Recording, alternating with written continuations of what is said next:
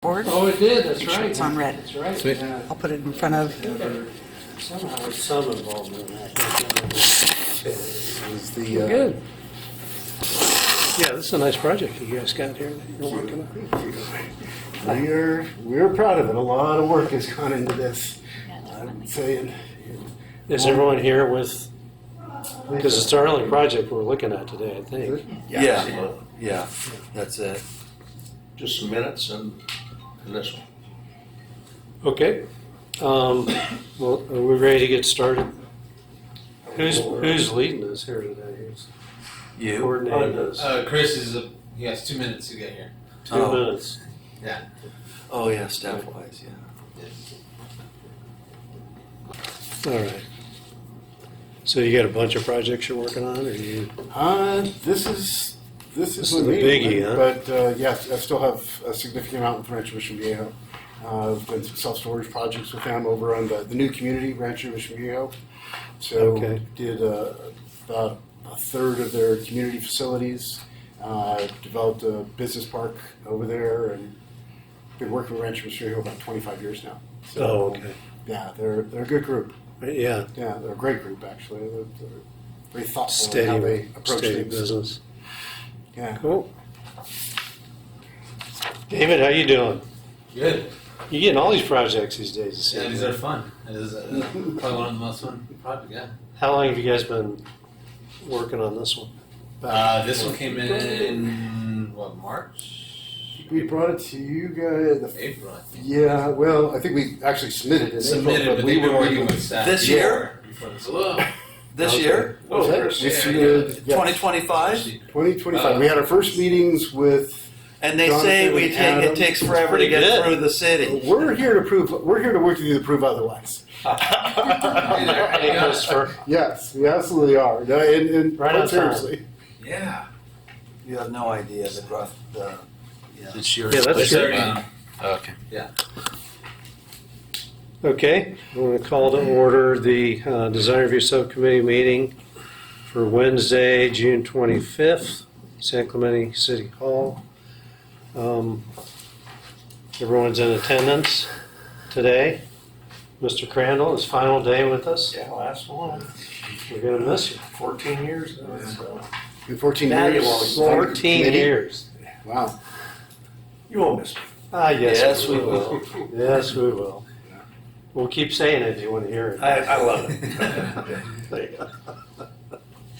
All right, well, our first order of business is the minutes. Did you guys get a chance to I did. review those? I had no changes. Okay. You want to can I borrow your pen? Yeah, yeah, yeah. Okay, do I have a motion to approve? I move we approve the minutes of the meeting of April 9th, 2025. I will second that. All in favor? Aye. I, Okay. Christopher, I get this to you? Yes. Okay. That's nice. All right, so moving on. We have a review of a public hearing project, and there's a few things to approve here. There's a CUP, a development permit, tentative track map, a discretionary sign permit, and it's called Luminar Business Park. So Christopher, we're looking at the design. And I guess as far as all this stuff, it's going to end up at city council. That's what I've heard. Yeah, it's because it's a tentative map, so it'll Because of the eventually map. go to the city council. Yeah. Okay. So the CUP and discretionary sign permit will be approved, and the development permit will be approved at City planning council. commission, or everything is going to go to? It all goes to city council. Okay. Okay. So, Rick, I think I mentioned this to you, but we're not an approval body. We're here to offer input, mostly on the design, and that can be pretty broad in terms of what we look at. and then we make a recommendation. We usually agree, the three of us, but not always, so we'll try to give you some, good input about how we think the project should go in terms of getting presented to and approved by Planning Commission. I mean, our goal is to get you guys through this process as quickly as possible, which I'm sure that's your goal as well. And since we have this design review subcommittee, it's designed to help you guys so that instead of going back and forth to a public hearing, we can kind of work out the kinks here and then make some sort of recommendation. So typically we'll give you input. You can listen to it or not. You can act on it or not. We of course recommend that you do. And then we'll decide if we think you need to come back or if we can kick you right on up to Planning Commission, then they'll schedule you for that. Doesn't mean you're automatically going to get approved if we recommend it, because we're three, well, Mr. Crandall won't be there, but we're two of the 7 planning commissioners. So, but it's a pretty good, we have a pretty good record once we get through here of getting the first night approval, which is, I'm sure, what you guys want. So let's hear, David, you have a presentation, and then we'll hear from you guys, and then we'll get started. Yeah, one note, if you could disclose if you've had any separate communications with the applicant before today, just for the record. Okay, I went up to the site yesterday and walked it. It took me about 15 minutes. I walked slow. And then I did talk to Rick yesterday a couple times and basically just explained to him what I said right now. Okay. And just caught up a little bit since we've known, well, haven't talked to each other much, but worked together about 25 years ago. So Okay. that's, Anybody I else? have not spoken to anyone, but certainly visited the site and visited and studied it when we were doing the FedEx proposal. Okay. And actually flew model airplanes up there as my kids were growing up. Uh-huh. Nice. a big piece of property. Nothing for Cameron, me. nothing for Okay. you? All right. All Thank right. you. Thank you for that. Thank you. So, Rick, I think it'd be good right now to introduce your team. Absolutely. We're aware. Okay, so I'm Rick Lutsky. My company's Lutsky Development. I'm acting in the capacity as the owner's representative here, representing an LLC, SC Holding LLC, which is owned by a gentleman named Fasha Major. Fasha is traveling right now and unable to attend, but I'm the owner's rep and will be representing the project throughout the process here. And then we have our team from Ware Malcolm, and our landscaper and our brokerage side. And so, Yeah. I'm Diana Melendez. I'm with Ware Malcolm. I'm the architectural project manager. Hey everybody, Francisco Arias. I'm the Director of Design for Ware Malcolm. I oversee design for the entire West Coast. I'm the lead designer for the project. I'm Yuming Chen, work with Francisco on this project as a designer. And Travis Everett with Ridge Landscape Architects. My name is Rob Johnston. I'm President Johnston Pacific Commercial Real Estate. We've called Subcommittee home for the past 34 years, and this business park has been our backyard, if you will, in terms of helping business owners identify commercial real estate opportunities to help their business grow. Tremendously excited that this project's come to fruition, and can't wait to get started in adding this wonderful element to the business community. Good afternoon, everyone. Noah Ramos for Malcolm as well. I'm the civil team, civil engineer. All right. Thank you. So I think we all know where the property is. It's in the Rancho San Clemente specific plan and in the business park zone, and we see it highlighted in red. Just for context, the blue line represents the freeway, the Interstate 5. The yellow line is Avenida Pico, and then the orange line is Avenida La Plata. And this is a close-up of the business parks. The project side is I'd say the largest remaining vacant lot. We have another vacant lot to the northeast there as well. Here we can see two roads that lead up to it that provide access. Currently, we have the Calle Cordillera to the left, right here, and then we have Calle Sombra on the right side.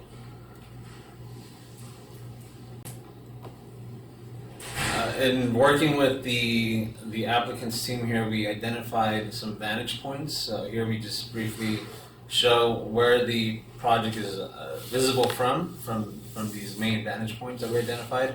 The first one would be La Pata up here as number one. Number two would be Veracruz. We have number three from a residential neighborhood from a public view shed. And then we have Knob Hill. This is part of the nearby recreational trail. As you're doing that, any view from the walking trail on the bluff? Yeah, I think that this is number 4 here. Okay, Not you're Knob going Hill? from there, 'cause not up on the top of that hill, but from behind the site, looking down on it. The trail goes right across. Oh, we did not include. Yeah, we did not include a vantage point from there. Okay. Yeah. Here's another view, just highlighting the ridgeline trail. We can somewhat see the grade difference of that lot. So it's a downward slope from east to west, and the trail from this side would be accessed from this point right here. And we'll touch a little bit more on the improvements that the applicant is proposing to accommodate access. This also shows the relationship between the residential neighborhood behind that ridgeline. So development, you can already see, will be below the ridgeline, not visible from the residential neighborhood. So I think, Bart, you were talking about this view. Exactly. Yeah. Mm-hmm. So as far as the project description, briefly, it's an industrial complex with 11 contemporary style buildings. This project includes 474 parking spaces, which accommodates the uses that are being proposed. That's office, light industrial, or manufacturing, warehouse. And then there is a commercial recreation use, which is what's triggering the conditional use permit for this application. They're providing drought-tolerant landscaping. There is an amenity hub that we'll touch on further, and the pedestrian pathway that I mentioned, and the master sign program as well. And then the tentative track map for condominium purposes. These are the required permits, as mentioned previously. It's 4 in total. And here's the proposed site plan. So again, touching on the 2 access points, we have Calle Cordillera here on the west side, and Calle Sombra on the east. We'll have a new private street called Via Ferona, as labeled on the plans. It's basically like a horseshoe pattern here, and then you have the drive aisles in between that would connect to the 4 buildings on the lower campus, and then the remaining buildings on the upper campus. So here we see the amenity hub that's being provided. It does sit above, at a grade above the lower pad, and the intention there too is that the applicant is providing ocean views from that section. And the amenity hub is meant for some social gathering spaces and for the occupants of the site, and the applicant can touch more on that. There is pedestrian access between the 2 campuses via stairs and a ramp here on this side, on the south side. And then right below that is a pedestrian pathway that would connect from Calle Sombra and here at what we're going to call the trailhead for access to the Ridgeline Trail. Some recommendations that I'll add here are to add decorative paving to the site at the entry points, and then also some trash enclosure covering examples. So the engineering department is requiring some trash enclosure coverings to prevent the runoff of water into those trash enclosures. So staff has not seen that, so we are recommending that the applicant provided that prior to Planning Commission review. And here we see, this is also this is a screenshot of the landscape plan, so we can see the boundary landscaping. There's some trees planted on the north-facing side of the buildings here, as if you were to view it from the Target facility. And then some landscaping on the entry. Again, as far as architecture, it is more on the contemporary side, a little different than what's already in the business park, in that most of the buildings here are flat roofs with no angle features. This one has a unique feature in each building where there's an angled parapet wall that's higher than the rest of the building at the corners. And then we can see the variety in materials with the corrugated metal, the concrete, and the color palette.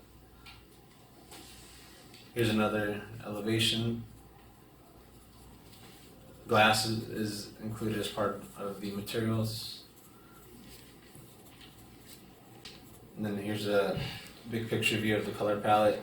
One of the staff's recommendations is that the applicant use more earth tone accent colors, and that's to better comply with the hillside development ordinance, which requires that new development blend in with the hillside, and not just colors, but also just the development itself. So we feel like this would further help comply with that. We are recommending that these more earth tone accent colors be used on the north facing elevation of the building or the development. We are okay with the brighter colors on portions where they're internally facing, so not seen from the vantage points that we showed. And here's a 3D rendering. So here we see the project site here with surrounding development. So from this angle we can see how it is compatible.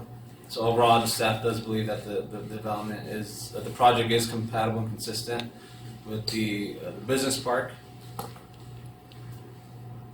We do see some trees along, again, the north-facing side. And we can talk about if we feel we need to add more or change the position of some of those.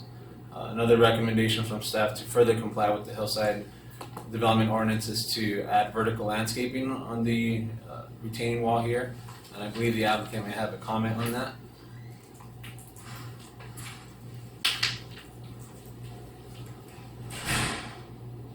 And we do have a master sign program. What I did include in the staff report is a draft master sign program, and now I'm going to share an updated version of that, which is not included in the staff reports.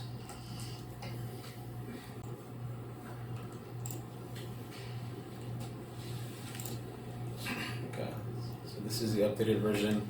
I'm not going to go over all the sign areas. This is something that staff will work on in between now and Planning Commission to make sure that they are in compliance with the required or maximum sign areas. So you have looked at that, or you haven't? Well, we have not. Okay. Yeah.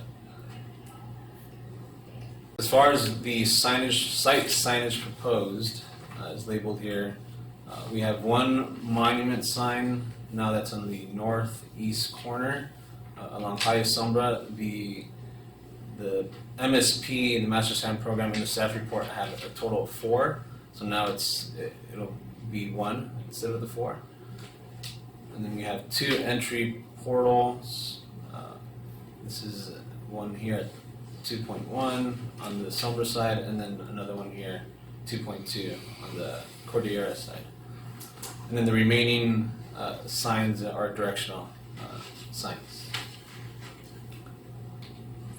So the one at Cordillera is at the bottom, or is it? Yeah, it's right here. The entry portal is this one off Sombra, and then the entry portal off Cordillera is here. And there's a freestanding monument at the bottom, and that's here and Cordillera, or Sombra, sorry. 1.1. And then 1.1 is the monument sign. Okay. Yeah. So that's down at the street, lower street. Yeah. Mm-hmm. This sheet shows the proposed location for murals. I did mention how murals are not a part of this review. However, since the code only allows one mural per site, essentially, we are welcoming feedback from the design review subcommittee on how to allow more and make additional murals as part of this approval review from an architectural standpoint.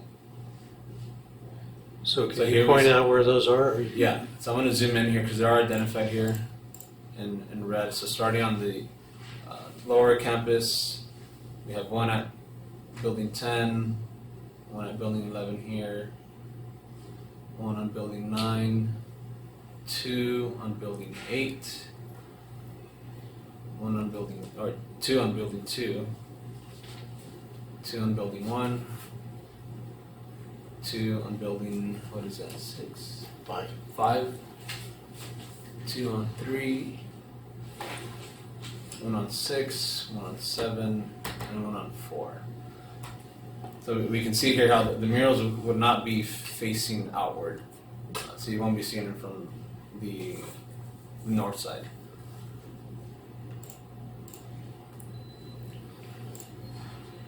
And here's an example of the monument sign. So staff sees this as a project ID identification sign, which is limited in height to 6 feet, right? 6 feet in height. There is room to interpret this as a monument sign that would allow additional height up to 10 feet. So that can be part of the discussion. Staff would recommend additional height from the allowed 6 feet of maybe 8, 9 feet. But again, we're open to having that discussion. So what's the overall height? This one is proposed at 15 feet. 15. 6 foot through the base of it, and then the logo element at the top is the addition. So is this a sign that's down at the street? This Yes. is the one that's Correct. here, yes. This is staff's take is that this is a project identification sign. So the That's height on it is 1.1. 6 feet. Yeah, 1.1. Correct. Yeah. How's it lit? That one is, Diana, it was low profile, right? It was the language here. It will be integrated. Let's see.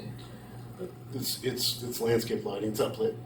Oh, It's uplit, not self-illuminated? This one here, we're looking at is uplit from the ground, yes. The logo is not self-illuminated?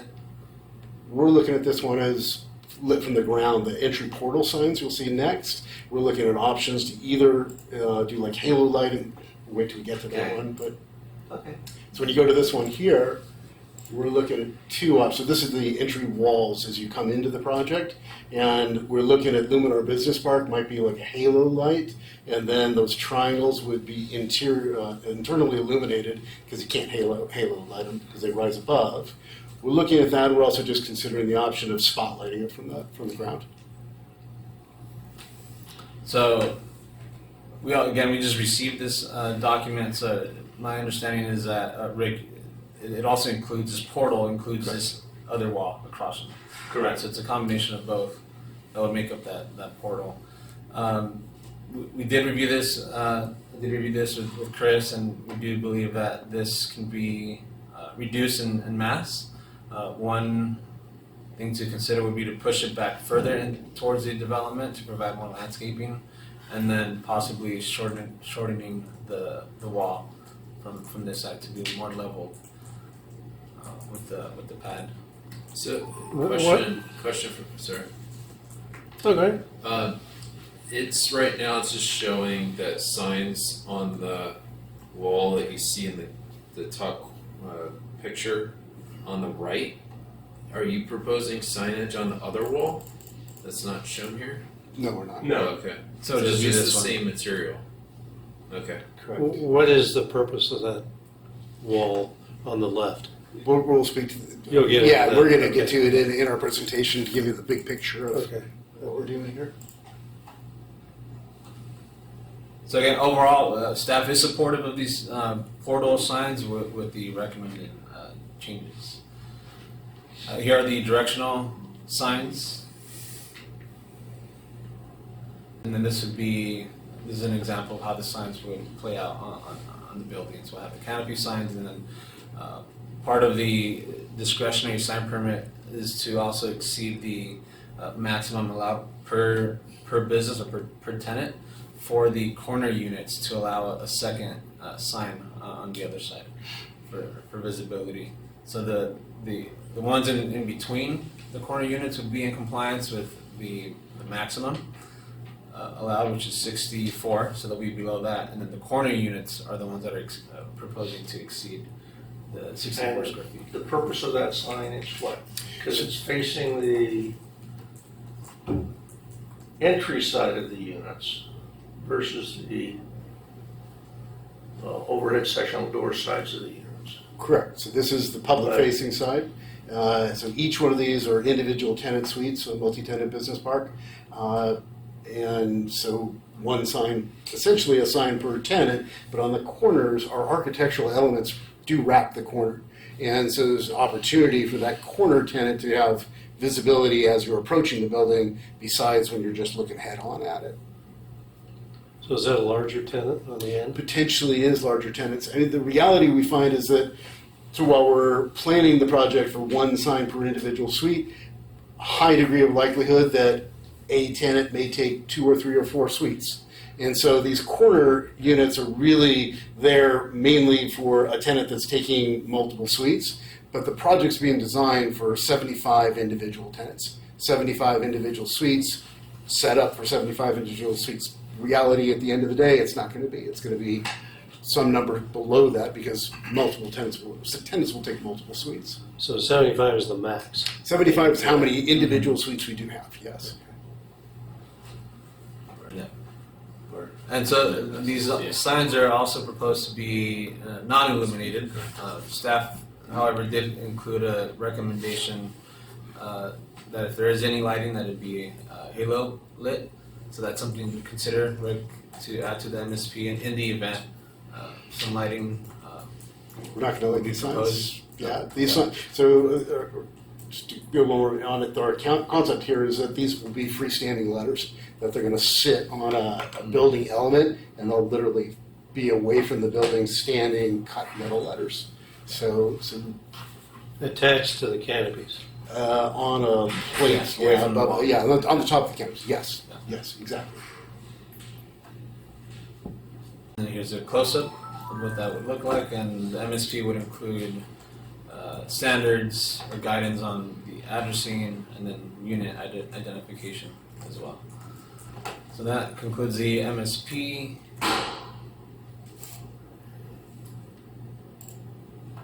And so in conclusion, staff does find that the project is generally consistent with the general plan, the design guidelines within the Rancho Santana specific plan. I'll say partially with the hillside development ordinance. As I stated, they can make some changes to the color palette to improve that consistency with the hillside development ordinance, and then we also find it consistent with the development standards. And the recommendation, just to summarize, see if I missed anything here. This is to the design review board, if we can get feedback on the project entry portals, specifically on that. And that concludes my presentation. Wait, can you go back to that last slide? That was too fast, David. Yeah, I didn't catch all of it. Is that, because I wasn't sure in the staff report, is that exactly what you have in there too? You have these points? Yeah, this is from the staff report. Okay, all right. So these are what you're recommending, either as revisions or additions. Correct. Exactly. Well, there's two. There's this first one here. There we go, that's what I was looking, that's what I see, that. I did not see the other page. Or is that just continuing on? Oh yeah, I see it. It's a total. You split it up. Split it up. Yeah. Okay, I got it. Yeah. Okay. Yeah, but I cover the recommendations during the presentation. So just a summary. Yeah, if I could just make a note that we're sending this to Pat Murphy for guidance on the landscaping, specifically on the trees on the ridge line. it's a point of emphasis in the business park and other parts of the community where there's a ridge line and you're trying to soften the development into the ridge line. So we will be working with Pat Murphy before we go to the city council. I just wanted to make that clear to the subcommittee because I know. Okay, so how's that gonna work? He's gonna provide input to the applicant, and they're gonna respond to that before it goes to, Yes. but it won't come back to us. Correct, yeah, so staff would be working with the applicant to incorporate what changes are needed to find that it's consistent with the What's the workflow again? It's here, and where does it go after here? City council. Okay, so there's no PC review Oh, on. it goes to the planning ci- commission first, right? Planning commission, I'm sorry, yeah. That's what- City okay, council, yeah, I'm okay. sorry. All right, But but Yeah, you keep it's a mentioning that, recommendation. Well, because, We don't typically get the landscape. no, it goes to the city council, it just goes to city. so, no, we don't review the CUP, any of that. No, it just goes to city council concurrently, everything is reviewed together. Is that part of the streamlining? No, it was like that before, It was? yeah.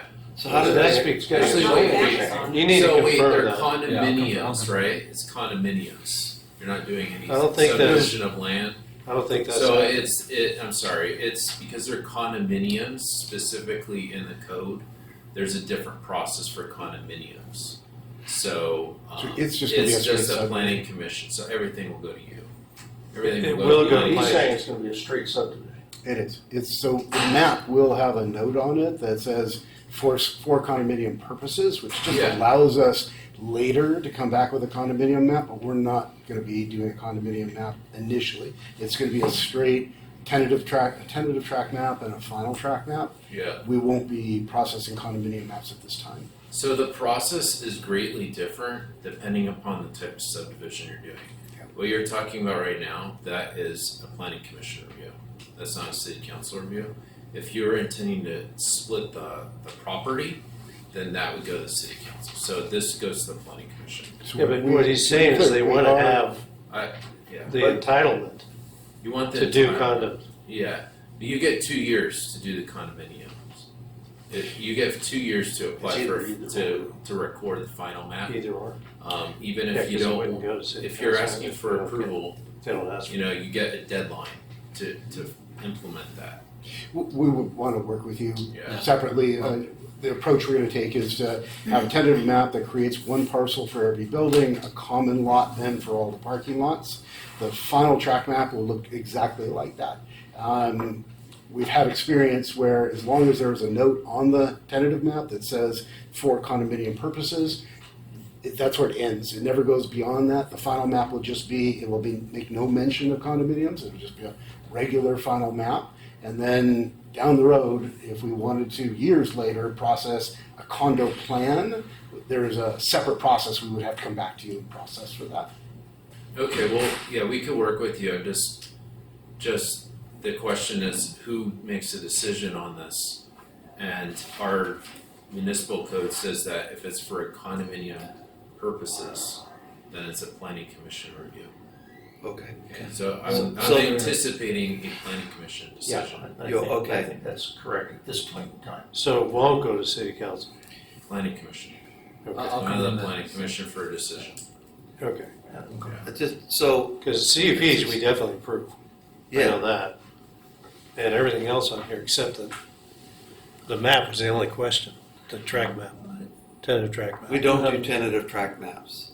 Do you have the Question for plans staff. in here? Cause The plans I have, okay. So is there like a conceptual subdivision plan? We have a There's a tentative track tentative map track that we've map. submitted. Yeah, Okay. It's not in this package though, is it? we submitted it it. should, yeah, it's in the It should be. digital. I believe it is. Yeah, it's in the larger file. Okay. So is the idea that you guys are gonna lease or rent out initially the spaces? And then later you might wanna convert them for sale? The idea is we're going to lease, rent out these spaces in perpetuity. Okay, But we have learned from experience that things happen. Okay. And so we want to preserve the ability down the road that Okay. if we wanted to take one building and sell individual units within one building, Okay. we could do that in the most efficient way possible. And the way we found is that if you have that note on the tentative map, it doesn't require doing a whole new tract map. You have to do a condo plan at that point in time. And You the still have to condo come back. plan would then cover the lot splits or the Again, the lot doesn't split. lines? The lot doesn't It's split. just It selling. just does the airspace within the building. It's like a You got it. Gotcha. It's just the airspace within the building. Okay. That's what it is. So Okay. we totally have to come back to you if it becomes a condo, but Okay. it's a condo plan versus But you a don't whole have to new file map. another map. You have to hold them out. Okay. And at least on one occasion, So that just saves a step. yeah, the one time I've done this, which is in Rancho Mission Viejo, through the county of Orange, basically they came back to us, the county surveyors came back to us and said, you know what? If you had had these 4 words on your tentative map, you wouldn't have to do a whole new map. Gotcha. Literally, it just had to say on the tentative map for condominium purposes. Placeholder. And then it, You're just trying and to then do it a- never, you never Yeah, actually you're just look trying at to it. do a right preservation. Exactly, Okay. exactly. It's gonna, Exactly. yeah, it's gonna be a planning commission decision. We can get into the details more with you later. You will Agreed. need a final map. We will need Yeah. to find a map. We totally understand that. Okay. Absolutely, 100%. That's going to be bifurcated, right? The Yeah. map separate. That will go to council. The The map. final map is council Yeah. separate from Yeah. the Okay, planning I got commission. it. So we're going to do the CUP and the development permit Yes. And the sign. and the signage, and the sign master It's plan. basically, as far as we're concerned, it's a conventional application at this point, other than that note. Yeah, yeah. Hi, Adam. Hello, sorry to interrupt. It's okay. Jonathan, you used 2 different terms for this project in your presentation, and you might want to clean that up before planning commission. You called it an industrial project and a business park, which is, It's an industrial complex within the business park, but yeah, we can be more consistent with that language. because my question is, what uses are allowed, which uses are precluded in this park? Well, that's the reason for the CUP, right? Manufacturing? Light manufacturing. Light manufacturing. So it's the- Manufacturing, okay. We've had a whole bunch of, this is just discussion between us. We've had on all the business parks, people come in with new uses, Mm-hmm. preschools, Right. churches, Gyms, Breweries. gyms, breweries, Yeah. all of that. you name it. And they gotta come back for a new conditional use permit. Do we need to do a list of what's allowed and what isn't, or do you think the code right now is completely clear Yeah, what's of what they can have here? Yeah, And that's a good where would question. we find that designation of what can be and what can't be? The Yeah, table of the- uses. The specific plan has a table of It- permitted and conditionally permitted. So only the one in the specific one. Correct. Well, they're asking And- for some additional, And right? there is a conditional use permit as part of this application for a commercial recreation. You haven't identified the specific use, right? You want to elaborate on that? Yeah, so it's within the Rancho San Clemente specific plan, is this business park use. There's a table with allowed uses. Commercial recreation is a conditional use. There are things we see, things you just mentioned, that we see are going to come to us and want to be in this park. And so what we are proposing is we're going to designate one building in the park that would be all of our commercial recreational uses. We've intentionally, if we throw a site plan up there, we've intentionally selected the building that's right at the end of Calle Sombra. So those type of uses that are going to be shorter term in and out trips are going to be come up Sombra and they're going to hit the first building. They'll all be in that building, exit right off the project without circulating through the balance of the way. We can give examples of the type of uses we see coming into this commercial recreation building, but what we've proposed is we're parking the building at one space per 200 square feet. And so the request of the city is approval for any commercial recreation use that would comply with a 1 per 200 parking ratio. So for example, if we brought a school in, that doesn't comply. The school is so many space per student, that would be a separate CUP. What we're trying to grab is a whole whole box of uses that comply with 1 per 200 square feet because we parked our project to accommodate 1 per 200 square feet for that particular building. 5.3. Does that make sense? That's pretty high for this use. It being is, light which is- industrial. Which is why we're only limited to 1 building. Okay. The So, building's not all that big either. That's the one you said closer to the cul-de-sac. Which Building number column one. are we, does this we're looking apply at the to? second business The park column. middle one. Yeah, the Yep. middle one. That's why Bart's point earlier, industrial, Yeah, is it that's industrial park industrial. or is it business park? It's within the business park, but we still have an industrial. It's type industrial. project. That's not this. It is. It's the industrial zone So permitted do we uses. apply the one on the right or the No. one in the middle? No, We it's can an apply all industrial three. type Yeah. project within the business park. Okay, so it's column on the right Yeah. only. It's called the middle only. Well, like the part, No, business who's on first? so I'll just tell you, it's in a business park. It's in the same zoning as this site that we're in right now. It's in the business park. Right. The type of uses are often within what people would think of in light industrial. Okay, like light industrial business, warehousing, manufacturing, Well, offices. so and those typically sort of with your uses. list, It's just the zone is called business park. all three, Or industrial. but all 3 columns Yeah. could be uses, but it defines whether you need a CUP or if it's a permitted use with the P or the C. The zone That's is business park. This is the middle column. Okay, Our particular So- parcels Yeah. are designated as BP zoning. okay, so the middle column. Yeah, Yeah. and they're literally, the lots we are bringing forward only have the BP zoning. Yeah, so commercial recreation's a permitted, wait, commercial is a C, is a conditional Exactly. use. Wait, go back down. Public use. So for instance, you're not gonna do heavy industrial. They can be light Obviously. though, because that's permitted by right. So is like a vet clinic. Right. Office space is permitted by right. So a church could be in there with the CUP. Restaurants, no. Schools, yes, with the CUP. So it would be, so what you're saying, are there conditional uses that would be non-industrial, you're gonna try and co-locate into one portion of your parcel? Yeah, things like Taekwondo studio, Yeah, batting cages. My understanding of the commercial recreational uses are uses that oftentimes have a sports kind of component to it. yes. Training, that kind of thing, not schools. Schools, again, more density, people sitting in tight quarters, so that would not comply. So you would not be open to a school as a tenant? Probably not, we don't have the parking for it. Yeah. We You don't have the wouldn't- drop off, you don't have a No, lot of stuff. No, we don't. Churches, not really going to work. That's those type of uses. I don't doubt we'll be approached by them. Yes. But I don't think it makes sense. Because that's key to this. I mean, and is there a way to, can we make that a condition of approval? So we did We'll talk about codify it within the- conditions of. And you guys would be open to that? 'Cause What I that- would suggest is that the condition of approval can only be uses that comply with a 1 per 200 parking ratio. Because that's how we designed it to accommodate Yes. that, and Yeah. that's going to address exactly what you're concerned about. Yeah.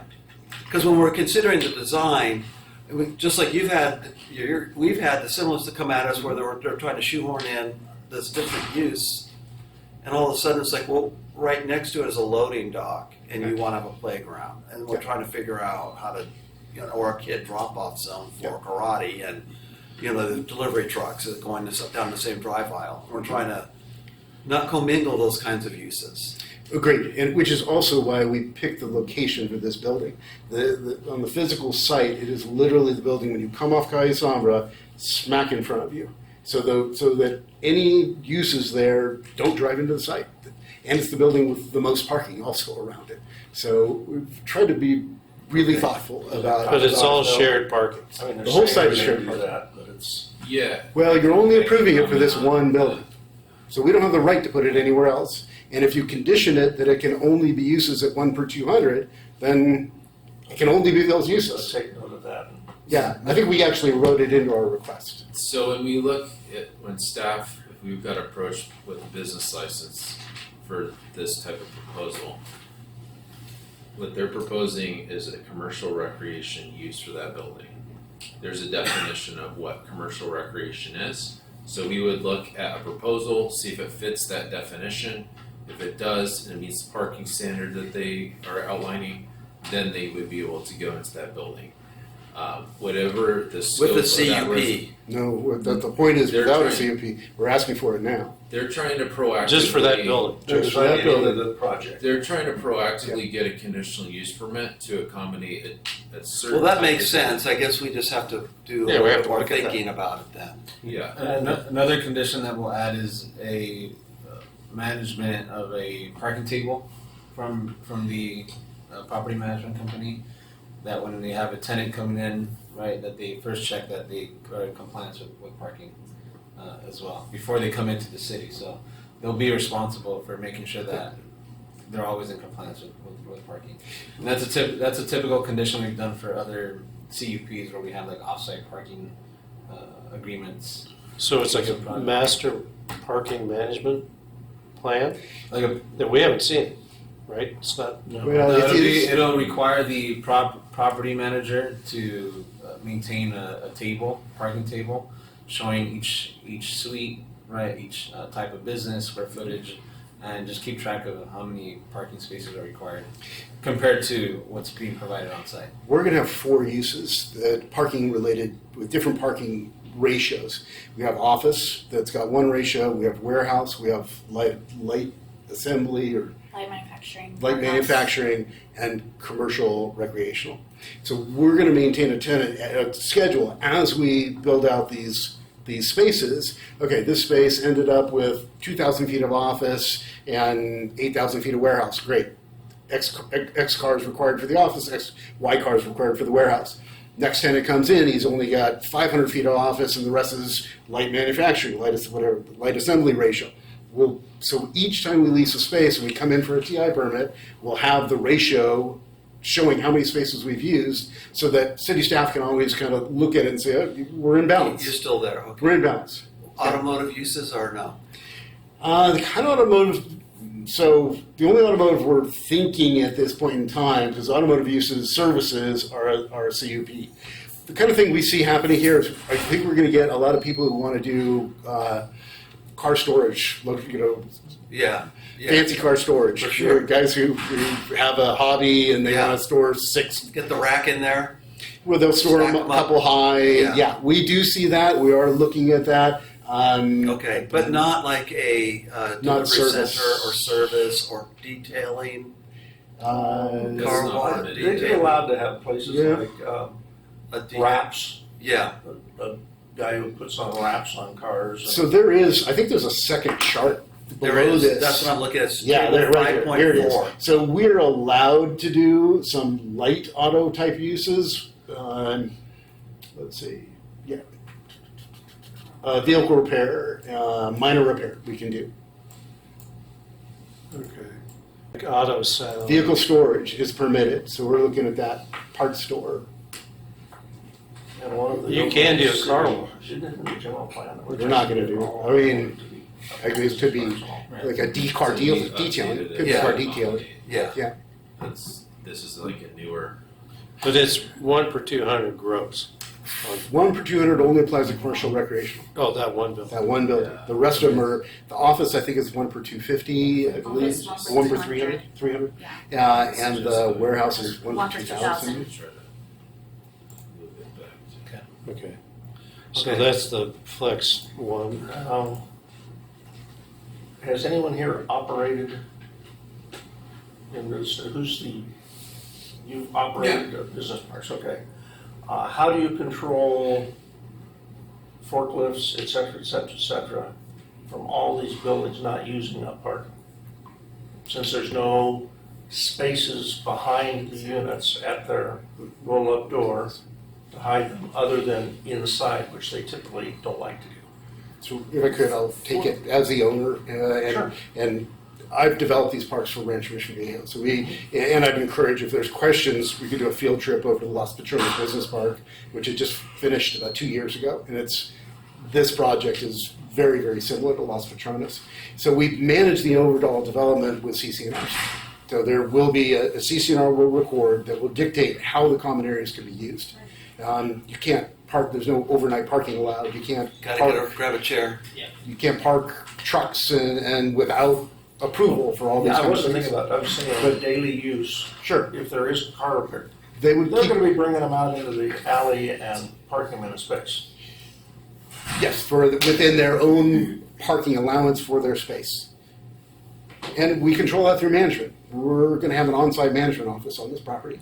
So I was going to give you a little background on who the owner is and how this is different. Is this an appropriate? And the reason I'm moment? doing this, Ken, I won't be there at the planning Yeah. commission hearing, and I just want to give you some additional questions to raise that Yeah, they great. can Mark. maybe talk about. I'm going to suggest that this project is going to be different than any other multi-tenant business park in the city, and to a large extent than any other city, because there's something really unique going on here. And if I could take 5 minutes and give you just some background on it, it might be helpful. No, we'll have you guys do a presentation. So Okay. we're just kind of trying to head off some. We just started with his, you haven't even made your presentation yet. You get more than, you get like 10 minutes. You can take more than that. Yeah, I have an initial piece I want to tell you about ownership and some of the big picture, and then we'd like to have Francisco with Where Malcolm give you some thoughts about the design process here, because really a lot of thought and energy has gone into bringing this project to where it is right now. Yeah, so the way we're going to, I probably should have mentioned that, is we'll start with the staff presentation, which we're doing now. And typically we have questions about what they're presenting, so that's what we're doing. And then you guys will have your opportunity to present to us. We'll have questions. It's meant to be pretty informal, so it can be sort of back and forth. But we like to let you get through your whole presentation, so we're not presuming anything. And then we'll have, I see we do have one member of the public that wants to speak on the project. And then we'll get into our discussion after that, and it'll be back and forth. So the goal here is to give you guys as much good information as we can. Also for us to understand how we can improve this project. So we're still in the first part. I think, unless I did conclude my presentation, yes, I think we can pass it on to you the finish yours. Yes, I'm done, yeah. Christopher. Okay, you guys are up. Okay, awesome. Thank you. So this property has been owned by Fascia Major and his companies for since the late 1990s. So he's had this thing going on 30 plus years. He originally bought it was I believe it was surplus land from the Navy, and he originally bought it with the intention to relocate his company from Torrance down to San Clemente. Fascia started a company doing supplies for scientific research. So he would literally make disposable supplies and started out small. He became actually the largest manufacturer of these supplies in the entire world. So his company grew so fast it outgrew the site. So the 20 acres wasn't enough for them. They kept growing up in Torrance, and that was the end. So the San Clemente site just sat for a number of years. Fascia never wanted to sell the property, so what he decided is he would offer it on a ground lease basis. And so over the years, like the city has seen multiple times people bringing in proposals, the most recent one being the Amazon deal that looked at it as a huge distribution hub facility. Fascia sold his company about 6-7 years ago. He is now in his mid-70s. He is relooking at this site and is not interested in selling it. And at this stage of his life, he's interested in developing a legacy asset for his family. So his intention is to be essentially the owner of this site and to have his family own it for 50 to 100 years. And so everything we've been doing is working on that basis. So from a development standpoint, one of the big reasons that you've been seeing projects come to you for this land that are not consistent with the Rancho San Clemente specific plan is because the type of development contemplated by the specific plan, which are smaller, light industrial type buildings, have become cost prohibitive to build. So nothing's been built out there for the most part in 20 plus years. The reason is these small buildings, the ratio of walls to floor, you got more walls than floor. And the cost of these type of buildings can be 3 times the cost of larger footprint industrial buildings. And so what you find is that's what people are going to bring you. They're going to bring you these giant buildings that make no sense to build on this property. Doesn't comply with the zoning, doesn't comply with the roads or the circulation, but people are going to keep bringing that to you because nobody can make sense economically out of these small buildings that cost 3 times as much. The unique situation that we have in front of us is that Fasha's land basis is close to zero. I mean, he bought this property for under $1 million 30 years ago. He is also going to build from cash. And so even with those parameters, his economic return is single digit initially. I did the economic analysis on the project for him, and my conclusion was, if you're going to hold this less than 10 years, you shouldn't build it. Just sell the land, because you're never going to get your money back. It doesn't make any sense. But if your time horizon goes 20 years or longer, then this becomes a very lucrative project because you're amortizing your cost. If you had debt, the debt would be paid off. He's going to build it cash. But these rents are going to grow over time, and the cost is fixed once. And so 20 years from now or 30 years from now, he's going to look like a genius. You think back, industrial projects that were built 20 or 30 in the past, right? I mean, those seem so cheap. While it's expensive today, play it forward 30 or 40 or 50 years, this is going to be a fantastic asset for his family. But no commercial developer who's got a turn of profit in 2, 3, 5, 7 years, they can never build this because they'll lose money. They flat out will lose money. So what that means is we have a really unique opportunity here. We literally have a unicorn that's being brought to the city. It's a guy who wants to create a legacy asset and is willing to take an incredibly large amount of money, cash, to do this. In my 40 years in this business, this has not come across my desk. I've never seen it. So Fasha, a little more, Fasha actually went to college to be an architect. And he got into this scientific research business a bit as a fluke. And it took him off that path of an architect. When he came back to this, part of his passion, part of the reason he wants to do it is because he wants to take that architecture. He wants to use what he learned and bring it to this project. He has talked to our team multiple times that he wants this project to be literally art as architecture, or verse, architecture as art. Literally, we almost named the project that. That was one of the names we were considering, and the help of our team was like, people still need to know it's a business park. So it is Luminar Business Park. But that is his intent. And when we looked at it, and I'll let Francisco speak to this in more detail, but what you're seeing is different, and it's intentionally different. And we want it to be different because we think that's what's going to bring the most benefit to this community, to the city. By making this type of investment in this project, by bringing this kind of money, by taking a industrial park and essentially building it almost to like office type standards.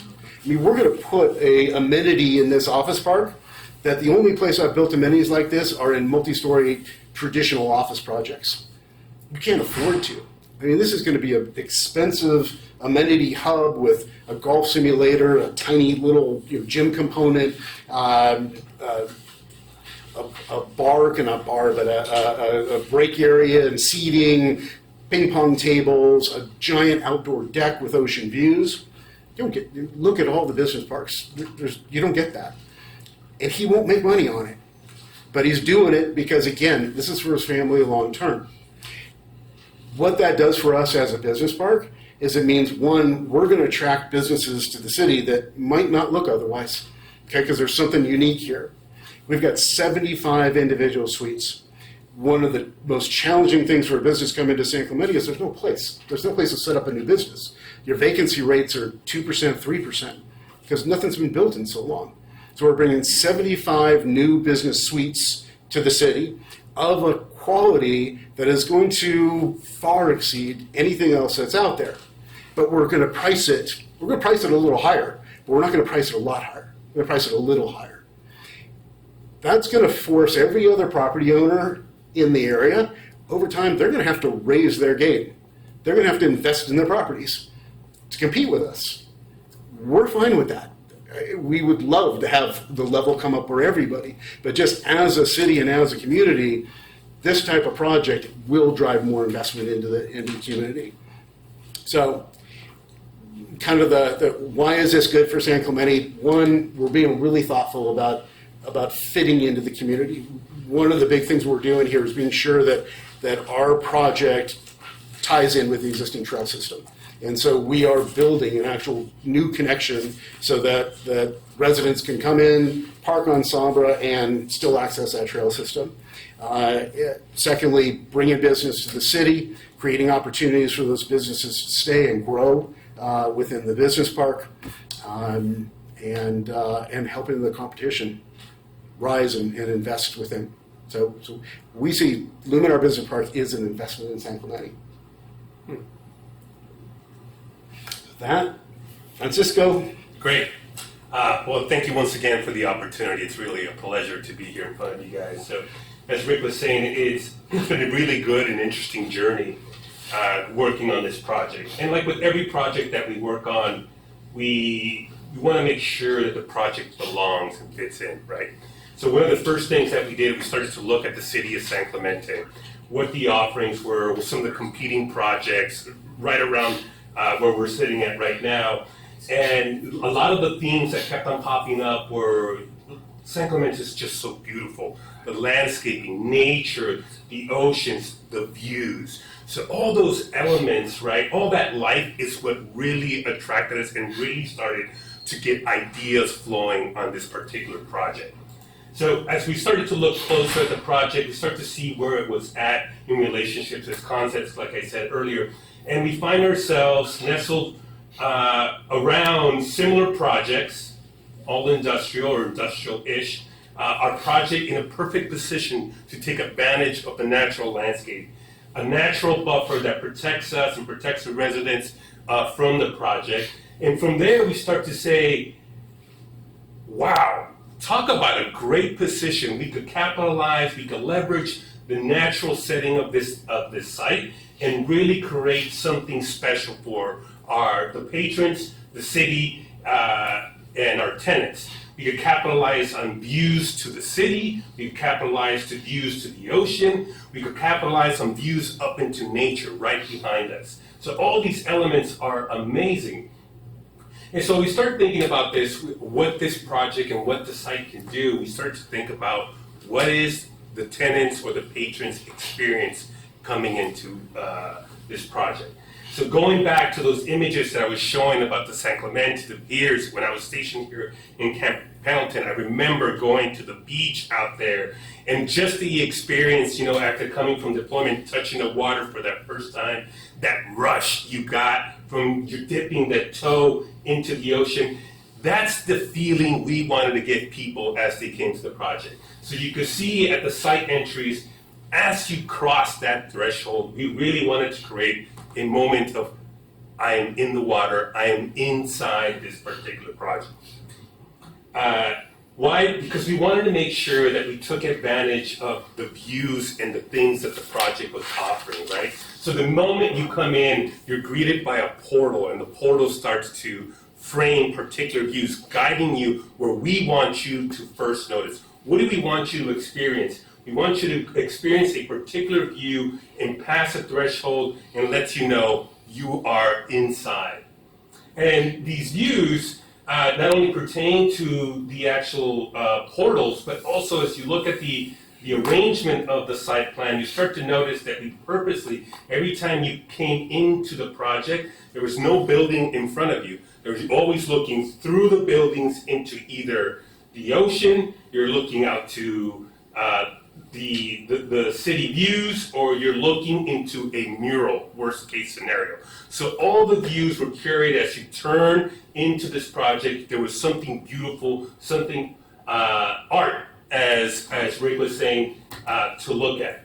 So for the portals, what you guys were asking, what is that all about? Why do we have the couple walls?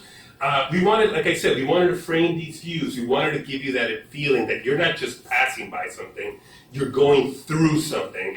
And we were inspired by, the Salk Institute in La Jolla, the large walls, that feeling that you got a picture perfect view out into the horizon.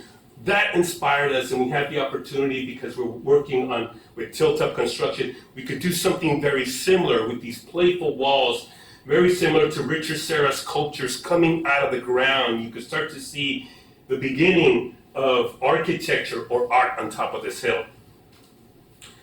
So here's the beginning look at one of those portals, right? So you can start to drive in, and this is coming up La Cordillera. You have some paving, decorative paving, right as you come in. You can see the luminar greets you, and if I could go back to this image, this is pretty much what you get to see. You're driving up, and you got this wall on one side, framing one view, and the other one perpendicular to it, protecting you, or at least blocking the project as you get to that threshold. And as soon as you pass that, the architecture starts to reveal itself.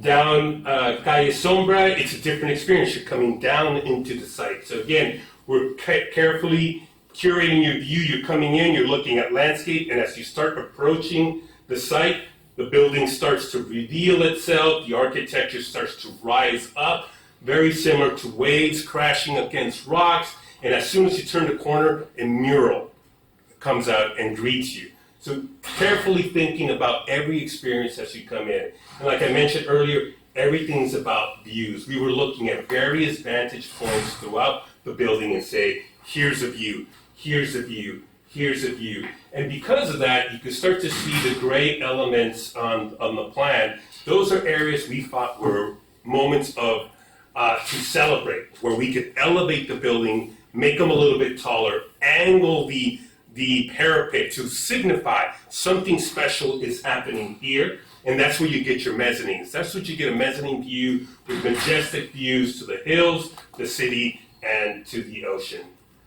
And like Rick mentioned earlier, we wanted to do more. It's not only just internal and for those who are experiencing it. Similar to what we were talking about, that experience in the beach, we felt that the green space was, imagine the tide that just spills into the project, into this center spine, which ends up being our main amenity and landscape space, with a large, what we were calling the amenity hub, cantina for lack of a better word, a main central space, or the heart of the project, if you will. This is where people are going to gather, are going to work out, meet friends, go up for a hike, stop for a drink of water. All that's going to happen here. And here's a quick landscape plan. If you want to tell us a little bit about that, Travis? Sure. I think that, and we mentioned earlier that the landscape plan is still under review. Pat Murphy's giving us specific comments related to the plant material selection, but the important things to point out here are really that we're surrounded by mature slopes and landscaping all the way around this project. Downhill, we have eucalyptus on the slope below and acacia coming up 5 to 6 feet in height. So there's pretty good screening, but then the buildings also have a significant setback from those edges. We're not pushing up to the property line on any edge, and that means that the view aspect, the grade is blocking most of the views or potential views of any of the site and the buildings from any of the parcels below, and then the ridge behind it really blocks any of the views from the residential portions on the uphill side. So being surrounded by that mature landscaping, those planted slopes really help us kind of meet the requirements of the hillside development before we even really touch anything on site. But the palette, once we get into the site, is all about maintaining some of what Francisca is talking about here, where we have views out of the ocean that we want to take advantage of. It's a beautiful site. You can feel the sky. And so it's a matter of enhancing the edges around the perimeter to allow this project to really blend into the neighborhood, but then also preserving kind of that openness and the views of the sky. So the palette is pretty straightforward. For the most part, the tree placement, we're meeting all of our code requirements for parking, shade requirements, the city's requirements, but we're also maintaining the openness of the site, and especially when you focus on the middle of the project, the view deck with views out over the buildings to the low, and then the walkway and the experience coming from the trail or to the trail through the site. That's really the primary piece that's going to be the experience for all of the users on the site, to come to the center, to experience that space. That's our key element for the project. But you're not encouraging community pedestrian use of that central spine. No, not really. Here, this is our opportunity at the trailhead to really say you're entering private property. It won't be gated, it won't be closed off, but there will be that threshold, and we can control through signage kind of allowable uses for the site by the public. Okay, and you mentioned screening from below. Yeah, so you've got trees, existing trees along this slope, at the top of the slope, eucalyptus primarily, some pines mixed in as well, they're all evergreen. And then we talked about the walls a little bit earlier as well. So you're 2 feet through here, correct, you know, I've got my numbers. Height of that wall? 2 feet here, 12 feet. here to 4 to 6. And then the tallest portion is in this portion where we transition up to the upper level. And that's a 10-foot max in that area. But it's really specific to this portion, and you can see there are quite a few of the trees along the top of the slope there as well, which will help us obscure that wall, and then the acacia at the top. So which is it's 10 feet from below. And then it's- Let's clarify that. So that the northwest corner is a 12-foot. The max height is at 12 feet, and it is, Travis, right there. This here, Yeah, there's a 12-foot wall right Okay. there. That is the max height. That's of the the wall max. right there. where it dips. Okay. And then it's 10 roughly in the middle. Roughly through this transition, we get a little bit taller. Okay. And does that retaining wall, does that wrap all the way over to Sombra? It gets much, much smaller as you come down to that edge. It ties into a berm right there. Yeah, actually reverses. Oh, okay. The grade reverses at that point. So you mentioned the landscape spills down into the site from the upper slope. That was kind of the concept. So are you pulling materials that you see up on that slope down? You will, yeah. You can see that. You can see the property line first of all that goes all the way down to Kaya Sombra along that edge. Most of that is existing landscaping and irrigation that we won't be touching. We're going to be leaving that in place. But the portion that we are grading that's obscured within the site in green there shows the limit of grading. We'll be blending and bringing that landscaping in. Okay, so I looked at the palette. So the materials are pretty predictable, I'll say, stuff that grows. Right. But are you actually pulling, because that's a pretty nice slope, Yeah. high. So you're actually pulling some of those, the ukes you're not going to use most Yeah. likely, but some of the other stuff. Mostly we've been looking at evergreen, increasing that evergreen massing along that edge, reinforcing that, so using pines in there potentially, or oak trees along those edges. Okay, so there's oaks up on that slope? There aren't a lot of oaks in there right now. Yeah, it's mostly ukes and I think Use and pines. the acacia and Little some bit of acacia. peppers as well, Okay. at the cul-de-sac, but So it's the green. It's not necessarily the matching of those materials. Right. Okay. So here's an aerial view, seeing the project in relationship to its context. So now we could talk a little bit about why the architecture is doing what it's doing. I talked a little bit about the corner conditions and mostly about capitalizing on views to, pop out the corners and really create a bigger mass there. Allows us to bring in different type of tenants into that. But we were also concerned that, we look around a lot of these office parks, business parks, industrial parks, they all seem to be very flat, right? So we wanted to play with that idea and create depth and texture into our project. So we started to play, since the theme of views and controlling people's views was very important. We started to play with the storefronts and angling the storefronts ever so slightly to create a little bit of rhythm along the facade that serves several purposes. One, you have you have an actual cover over you as you come into the project. In addition to the canopy, it provides like a little alcove for tenants to then either put some seating out there or decorate, just feel a little bit more welcoming. So we thought that would be a nice gesture. And then moving on to the facade, we wanted to create movement throughout the whole thing, and we wanted to avoid the typical horizontal or vertical stripes that you see on every industrial type building, especially in Tilton, and bring something different. And we felt that, we've been looking at nature all along, the ocean, the landscaping, the natural elements here in San Clemente.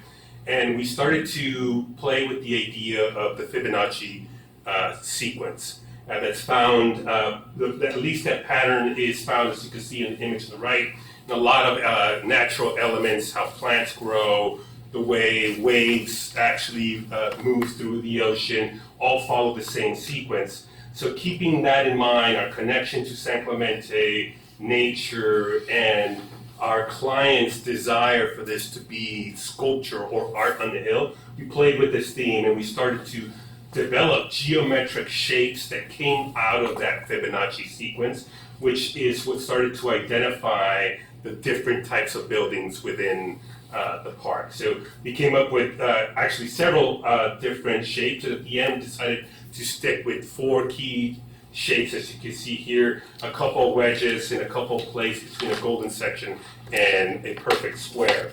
Again, the placement or the movement of the horizontal or the vertical lines are all derived from the Fibonacci sequence, and then the coloring. Again, the materiality that we're using here, a lot of it played on natural elements, the color of the sunsets, the ocean, plants. If you look out your window, you start to see yellows, golds, greens, all these natural elements that are actually right here, if you guys can see.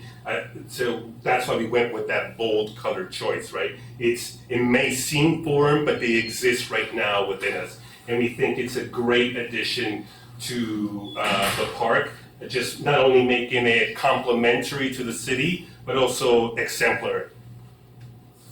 And here you start to see some renderings of some of the individual buildings, a placeholder for a potential mural. You can start to see the facade start to rise up at this double height corner space. And you can start to see the tenant repetition here. And as Rick was saying, in some instances, you'll see tenants take more than one unit. So you can see one tenant sign, and then it'll be just canopy, and then another tenant sign. Our colors are picked here. Again, we derive all of our colors through what we saw in the natural landscape. Sea salt, a lot of these sea salt and drizzle all came out of the ocean, watercolors, and then the Osage orange, either some of the gold from the planting, the grasses out there, the sunset. Again, the blues from the ocean for another pattern. The neon green or the punchy green from some of the very young plantings that are starting to come out, or as you start to see plants getting hit by sunlight, as we can see out the window right now, a very similar rich color. and then the burnt orange, right? Those beautiful sunsets that we get here in Southern California, especially in San Clemente. We wanted to make sure that we included that as well. So here's San Clemente does have better sunsets. any other city. They do. Right, guys? So this is an image of our amenity space here. It's slightly a little bit different. You can see some corrugated metal panel here, and the fact that it's different, it's giving it a little bit of hierarchy and telling people there's something different happening here. It's drawing your attention to it. It's pulling you in. Another image. And here's a collection of our materials, ranging from all our tilt-up panels, the seat salts, the Osage orange, the knockout orange, the center stage green, and the Capri blue, along with what we're proposing on the northern part of the road. We can't have any planting, so we have to put some sort of guardrail there. So we're proposing a cable guardrail, at least for the time being. Thank you. That's it? That's it.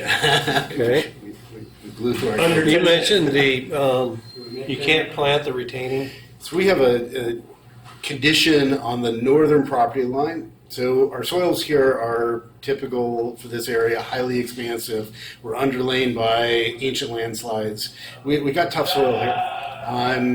And for the walls that we're considering, we're looking at MSE walls. So slightly battered, but we've just got the geotech report, and basically the geotech report is saying that we cannot introduce any infiltration into the site, specifically nothing at the top of the walls. So we can do planting on the other side of the road. So on the north property line, keep one of the site plans up there, keep our main site plan up there. It's just reference as we go through it. So along the north property line right there, we can have planting up against the buildings. We just can't have it right behind the wall at the edge. We literally cannot have any water infiltration behind that wall. Again, we've all lived in this area long enough to know what happens. It'll destabilize the slope. Potentially will destabilize the slope. So again, just being thoughtful here. We don't want issues down the road. We're going to plant it, but we'll plant it on the building side of the road, not on the wall side of the road. Can you have planting into the wall though? Like Can't- vertical so- landscaping? Originally, that was our hope. We talked about these MSE walls because there are a type of the wall where you can plant directly into the wall. We can't introduce water, so silt plants. What we're looking at is recommendations come back that we want a 2-foot space at the base of the walls where we're going to be able to plant vines down there. And again, a 12-foot wall with vine planting at the bottom will fully cover that wall in time.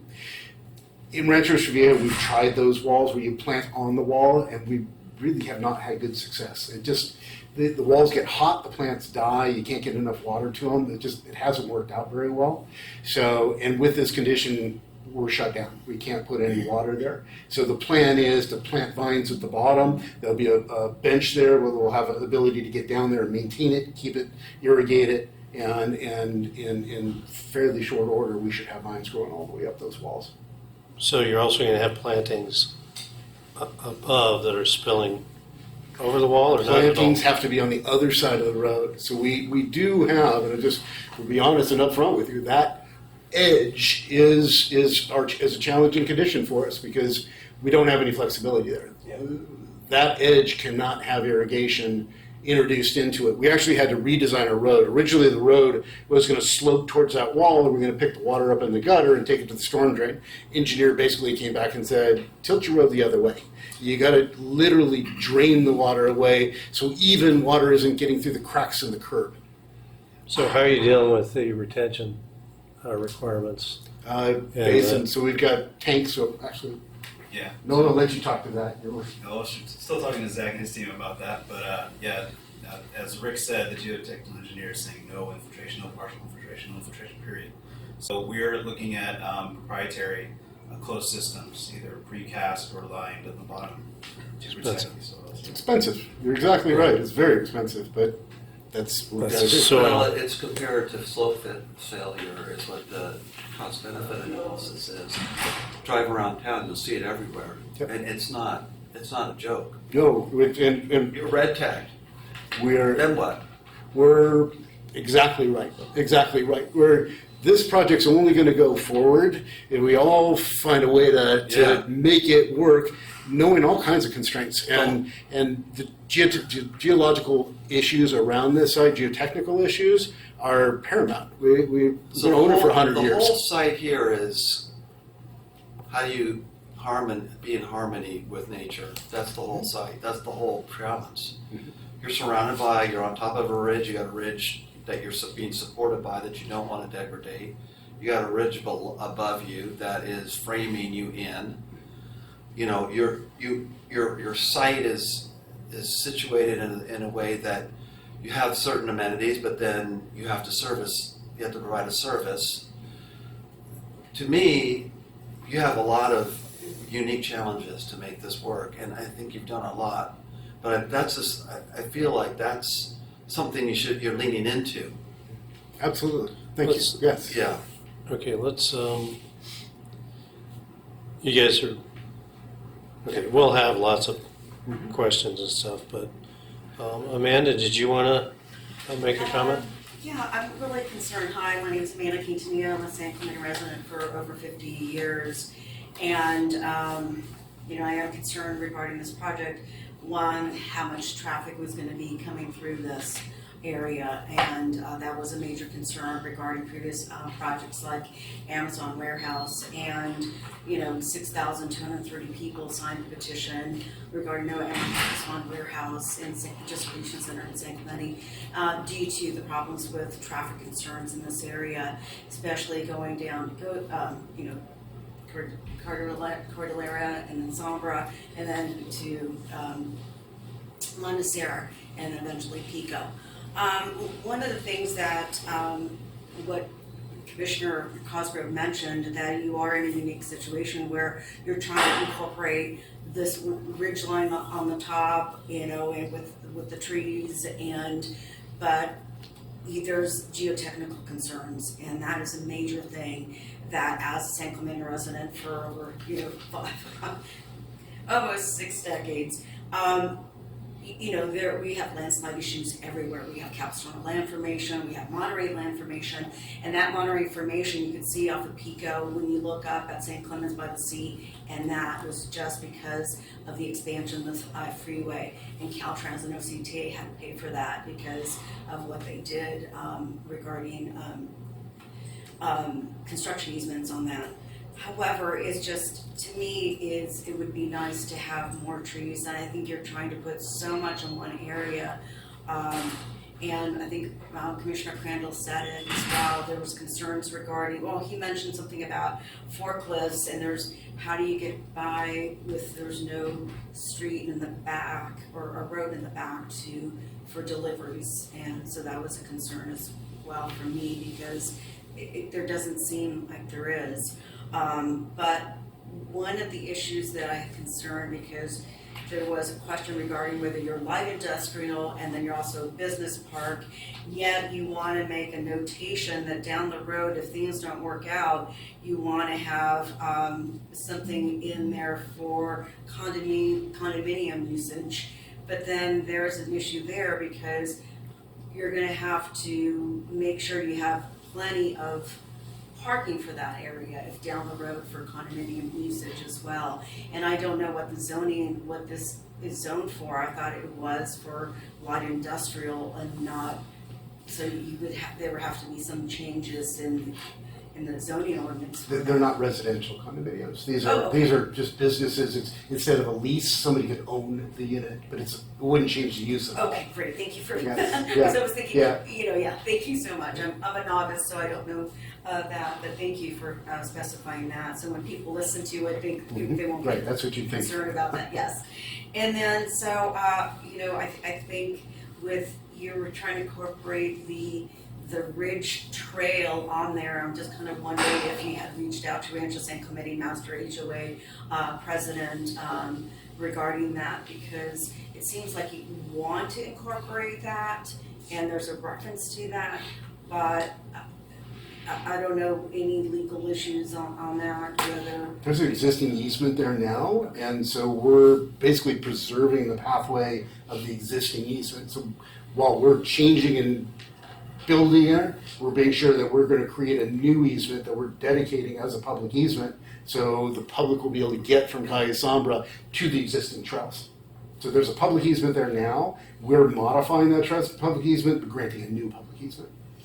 Okay, so that brings up another issue though if you do want people to congregate there in the middle, then you're going to need more parking for people that are gonna be not, let's say if they're gonna go to get their work done, their car done, maybe wait more hours, 4 hours going on the trail and that. But so other people that are gonna go in there to drop off their kids, if you wanna do, just daycare or something like that, you'll just drop off and then leave. So then you're gonna have to allow more spaces for people to stay there for a longer period of time. So I think that's where I'm concerned as well. I think there's just so many ideas. And as far as the design, I understand the movement, but I don't see any movement with just the color and different changes of how you're going to slat the frontage area. I think that it would be great if you had more trees and more of the grown trees like live oak or well, I don't think you could do eucalyptus in the general plan, but more oak trees, more bigger trees than that, not like saplings, not little tiny ones. But I think I covered everything that I wanted to. But again, I think that Mr. Wright mentioned something about looking into the ridge line because there are concerns regarding that. So one of the things that my attorney said, he reminded me to be here at the design review committee, and he said, but we can't find the agenda on here, and that's a concern. Even I brought this up to Mr. Lightfoot that the agenda wasn't. I did call camp and someone from city staff, and they forwarded it to me. But even here, I couldn't even pull it up. You mean that this meeting was going to be happening? Right, yeah. It's with packets and agenda. Packets and agenda, we even looked on there. My Yeah, attorney did. I found it on there. Yeah, Yeah, it's so on the I don't know. website. I was talking to the city staff. We don't get it sent, we have to go find it on the website too. We don't Okay. get it special. Okay. Yeah, this No, I is was a just wondering. public meeting. Right. It's not a public hearing. Oh, no, it was just said agenda Still not noticed. included, so that's why I was just concerned. It was just a FYI. It's on the website, because that's how I have it. I'll talk with Jonathan and we can, I could try to understand more. Typically, we post the agenda on our website and we post it at Okay, public right. places. So I could talk to Jonathan about that separately. Right. Yeah, that's Right. just a separate issue that it was just like, where is it? And I've been here before for other projects and like your. You're here every time anyway, so. No, I Just show up. prefer, We just- Okay, is that all I had? Yeah, that's all I had, just just the ridge lines, the concern with more trees, problems with the geotechnical report, I would like to see that. And because there is a problem with, we are unstable land, we've had so many, 2 landslides on Buena Vista and Casa Romantica, St. Andrews. They're all over the And, place. going back in Yeah. 1993 and sinkholes and Casa Romantica sinkholes by McDonald's, it's just all over Presidential Heights. It's just how it is. Okay, Thank you. thank you. Did you guys request any, traffic analysis with their application of the trips generated and stuff like that? We're still reviewing the EIR, the specific plan, and we're actually going to meet with them after this meeting, along with Zach, to talk a little bit more about that. But we have not made any final conclusions. There's no EIR on this. For the No, specific for the specific plan. plan. Yeah, Okay. Years ago. Yeah, we're pretty sure that EIR covers this type of development already, but Okay. we're still. But it's a negative. It's just overall, it's like an overall trip They're count. moving along at a rapid pace, so they're getting to that. Yeah, Yeah, if The it's, site was always designed for this type of density and use, so. so it was Right. included There's in the been initial, in the environmental EI, in the analysis. EIR years ago, trip analysis. Yeah, So they're not this was asking for any. Yeah, Our density is It's more- actually it's- half of what was planned for the site. It's more site circulation, I think, than it is What we're impact. Yeah, it's all one story. It could have been. What Two-story. they're proposing is within the scope of the project. What we're trying to say is, if you have anything extra for a CUP, we should at least have a traffic memo or something that says, here's how it's still in compliance, and here's how it shouldn't have a negative effect on the following intersections. We're not gonna ask for level of service of all these intersections like Amazon would have or something like that. But since there is a CUP package in there, there should be some sort of memo that talks about the uses in front of here won't be a backup to everybody else behind it. It's at least something that kind of helps, us have a, safe place. This is where the extra CUP should go. It's something that backs it up, just like why you're asking to begin with, and the public is. Okay. And so So we the are Flex asking for something, One- but we're asking for something fairly simple. So the Flex 1 still fits in the general parameters, is what you're saying. Because that's the only one that the CUP is required for. correct, yeah. Because if that were to come in alone, we would be asking for that analysis of how does that affect these extra little things. So we're asking, since they're asking for it to kind of be part of the application, we're gonna ask for that now to say, okay, how do those types of uses impact just even coming into the site, being at the front, like you said, there's benefits to it, but it can also be that traffic, what does it do to all the other traffic at 5 o'clock? So we would want some sort of memo or at least a brief analysis just to talk about. And that'll be presented to the planning commission, Okay. but for the meeting today, we didn't feel we needed that because focuses on design. Right. Site planning. Okay. Do you guys have questions for I the got applicant? for the team. First one, the recreation facility or Amenity hub, entertainment. Yep. Is that strictly for tenants of the project. tenants and their clients or just the tenants? Pretty much just the tenants. Now, if they're gonna bring a guest, we're not gonna, Well, but but it's leading just up for, to- yes. Have you provided parking for it or not? Because it's already for, the tenants are already parked. So the parking is provided for the square footage of the amenity hub at the ratios that are required. The reality is, we expect for the vast majority, they're just gonna walk over. Oh, that's what I'm We will, for the most part, we're thinking people are gonna walk over there. Honestly, I think it's gonna be lightly used. I think this is an amenity you see in an office. If you had a 215,000 foot office park, you'd have 1,200, 1,300 occupants of that. This is going to have more like 400. So it just because by the nature of what it 400 people, is. you think? Well, we have 474 parking spaces for the entire project. Okay. So I think in You don't have reality, the critical mass to Right. support. you don't have critical capacity to support this amenity. Yeah. This amenity is a gift, and Fascia is making this investment purely because it's a 100-year hold. And when you look at things at that perspective, you just look at it different. I mean, he's looking at this like, I want people to make this a home and have their company here The for thing 20 is, years. the thing is, what I see in town, I'll get back, I'll let you have it, I just want to, on Mark's point. We see a lot of special event, people get in there and then they want to have a special event. They want to start blocking off this and that, and they want to invite people in and have their opening or their this or whatever, you know what I'm saying? The rhythm of this site is not, have you thought about those kinds of things? Because the way that this is laid out, the flow doesn't really work. I don't understand the flow of how you're going to support a rhythm of a business that wants to come in and support your park with a food truck or other amenities to support life in there so people don't have to get in their car and drive to lunch and drive back. And so, or this other unique, the one-offs with the special events where people want to have their grand opening and invite 200 people in and have their thing.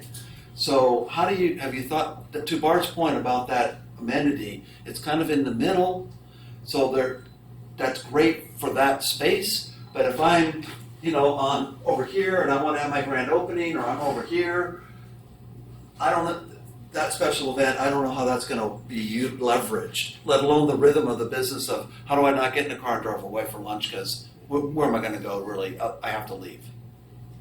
The amenity hub is just for the tenants of the project. And the kind of things we're thinking as far as events per se, we're thinking we might have a coffee cart there in the morning, so where we'll offer free coffee to the tenants. We're considering once a month we'll have a food truck up, and maybe we're gonna give them a $10 credit. Because if we brought a food truck and didn't do anything, nobody would show up, and we'd get 10 people. Because you don't have the 400. Yeah, because we only have 400 people to begin with. The reality is, and I've talked to Fosh about this, is don't get too shook up if you walk into your amenity hub and there's 4 people. Yeah. It's probably going to be lightly used. So the amenity hub's about 3,000 square feet. We have designed it that there is one of our suites. We can carve it off. Some of the pieces of this amenity hub, if they never get used, the golf simulator and the little, when I say a gym, it's going to have one treadmill, one elliptical, and one universal. It's kind of like if you went to a Hampton Suites and there's a little gym there, right? But it's something that if a guy wanted to bike to work, we're going to have a shower in there. So you could ride your bike here. You could shower before you go to the office. You could do a 30-minute workout in there. So creating some things that maybe play better when you're signing your lease, whether you'll actually do it or not, I don't know, but it's going to be there. If it turns out that it never gets used, the front part will always be there because that's our leasing office, it's our management office. That'll never change. The patio and that deck, that stays forever. But if some of the other pieces on the inside just never get used, we'll just turn it into another suite. Did you guys discuss shifting that to where you want to have more of your community spaces, your commercial recreation, so that you have a buffer for overflow of people in between classes and all that to spill out onto instead of the drive aisles? So we definitely put it central intentionally because we wanted people on the lower pad to be able to get there. We wanted everybody to be able to walk there. That was fundamental. We didn't. It's just close enough that I believe 2/3 people will walk. There's always still going to get people who are going to get in their car and drive, but it is in the middle. The commercial recreation is going to be the type of uses that are people going to come for a 1 hour appointment. They're going to come in for a batting cage kind of a thing. And so building 1 is on that bottom right corner. Yeah. The whole idea there is it's right off Sombra, and it's got double rows of parking. So it's a full parking in the front. There's a bottom row of parking, which we're actually trying to expand to get a little bit more there, and parking on both ends. So of all of our buildings, it's got some of the best density of parking. They're not going to be people who are going to be staying for any amount of time. It's not going to be schools. It's not going to be daycare. There's no drop-off, and we're not asking for approval for that. It's going to be things that park at 1 space per 200 square feet, which there's a narrow. Back to Bart. Yep. Okay, the second question may even be for Zach. On the entry street on the right, parking one side, both sides, or not at all? What's existing there right now? I think both. Because there's And no it- other driving but approaches. it's going to remain that way? I would hope so, yeah. Yeah. We hope so. Mostly for that trail aspect, because Yeah. I actually picture this being a pretty neat. Yeah, I parked on there. So even if you don't go up For the the ridge trail. line, we get a lot of business park people that walk a lot. So I can see this being just a loop, maybe just between the Manassar, Cordillera, and that, and just kind of being this nice loop now instead of walking West Street. Okay, I can see that they've considered it, and this is for the team. People park there, they're gonna walk to the trailhead. It's fine as coming onto the site, and then all of a sudden we've flipped the building, and the rear of the building is towards the trail. In other words, the roll-up doors, there's a wall, I don't know how high it is. Of the 4 That's buildings. flex 2. Yes, flex 2. Flex the You're 4. talking about right here, right, Bart? Correct. Yeah. Yeah, one of the buildings. The other 3, the front doors, are going to the trail. Yeah, which is great. I mean, if I had a wish list, I'd say, well, it'd be great if that one had front to it also. But can we maybe get some interest in that wall so it's not just a straight boom down there, kind of Pull up our putting architecture. you in a tunnel That feel. that's my concern too. Is this there's a lot of straight lines. Well, if you look at the back of our buildings, and And let's, this concrete tilt up, which to me is like very narrowing in terms of the visual effect that you're gonna have. And you're gonna feel concrete village type feel, not nature, not I'm in between a ridge line. The best. so here's what I'm gonna say to that. This is an industrial business park. And it needs to operate as an industrial business park, or it's not gonna be leased, the business is. Oh, understood. So the first part, it's gotta be functional. So that back side, that's the functional side. Now, even on that back side, if we look at this elevation, the second one up there, we're putting in clear story windows up there. We're creating this whole element around the clear story window to try to create some interest back there. I'll be honest, we're limited with what we can do. Oh, I know. We gotta be able to drive trucks through. And the truth is, those doors will be open all day long. For some, yeah, for You some. know, so I'm just thinking, can you vary the height or meander it a little bit or something to give a little more interest Yeah. and Some kind of some focusing visual on the walls relief. on the right hand Yeah, side. that flex two is the one. If I could go back to the plan. Those are always messy. There is some variation in the massing. So Flex 2 does jog, right So there. there's a big Well, job I'm more here. concerned about the wall itself that's right adjacent to the trail. You show the trees Across along the- the trail, and then there's assume that's a wall. This here. Yes. Yeah. Oh, that's a downslope wall, isn't it? It's Yeah. So the Fill. trails, The trail's on top of it, isn't it? no, It's not. trails down low.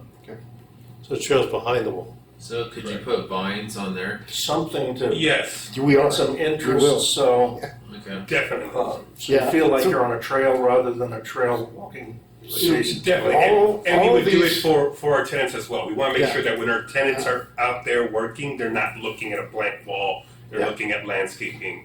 I actually thought you were talking about the wall of building. No. All the, building, yeah, if you all look over the wall, you're only gonna be seeing Gotcha. half, if it's in most cases, a 6-foot wall or whatever it is. What's the grade difference there? between the That is trail? the base of the trail is at the base of the slope.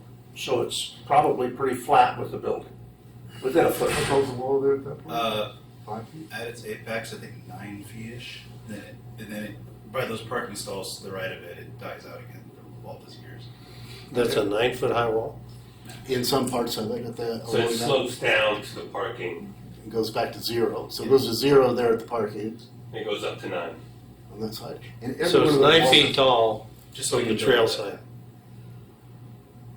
Yes, Sorry, what's the question? from the trail side, it's 9 feet vertical. Briefly, yes. Briefly, okay. I That's think as, that needs some design effort to. So we're gonna have a 2-foot bench in front of that, right? Every single one of those walls? Yes. Yeah, so that is, through every one of these walls, it's gonna have a bench in front of it, and the intention is to get plants growing up it.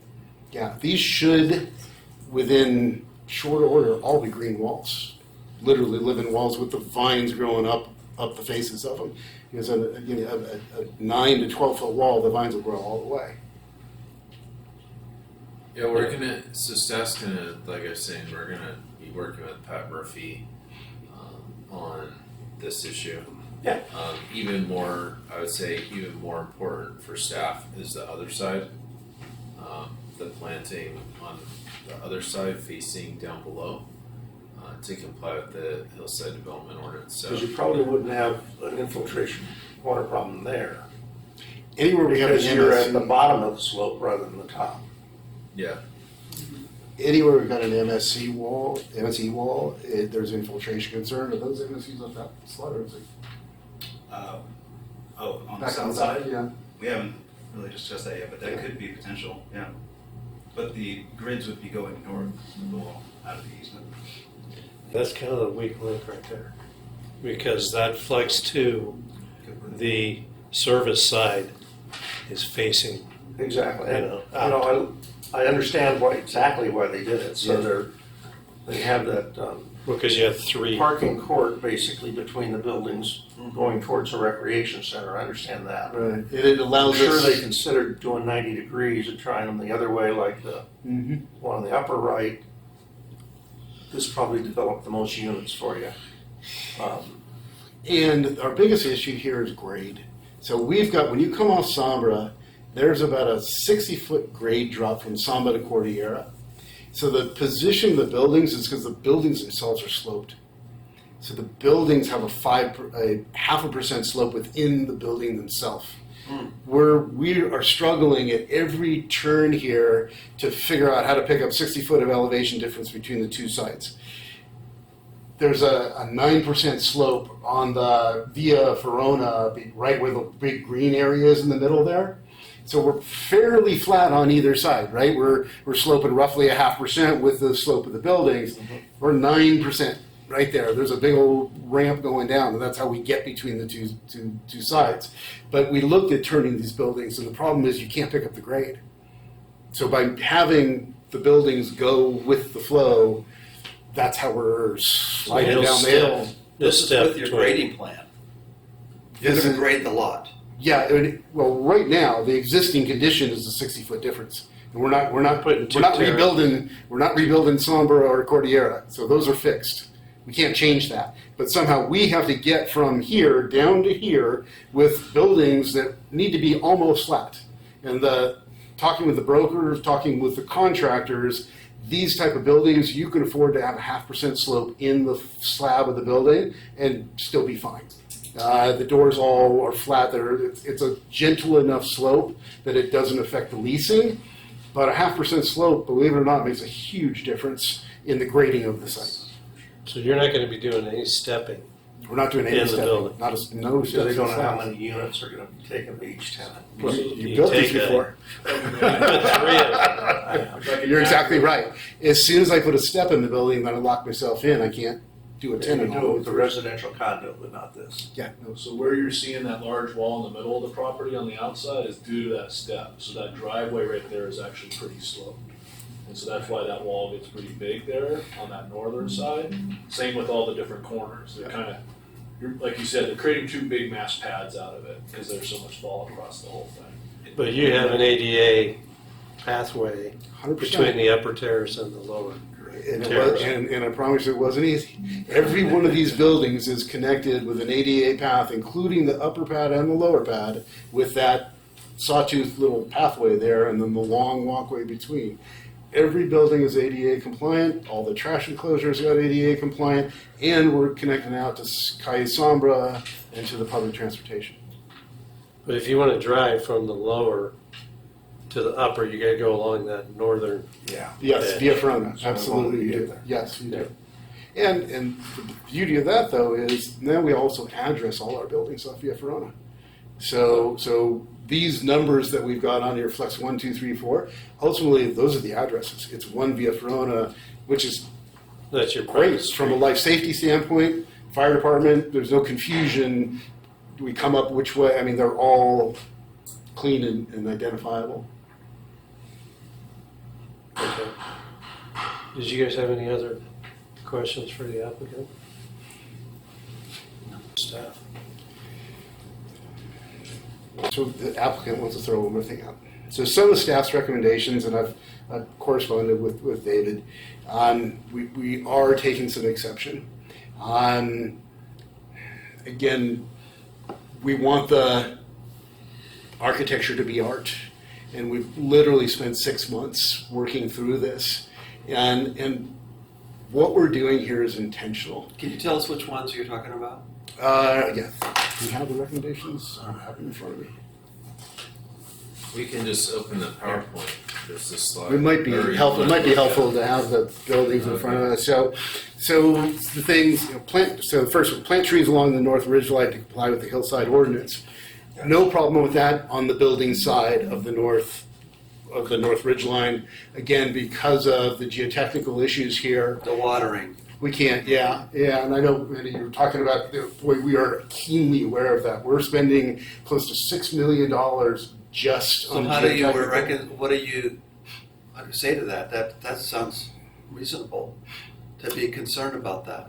Is that the second bullet point? The first plant facility, and I wasn't clear if that meant to push them out onto the edge or just maybe try to get more against the building.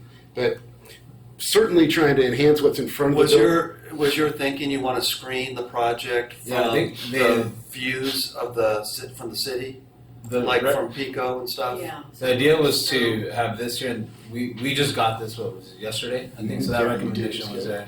And So you want to Chris was talking blend. about You want that. 2010. You want that edge blended and softened.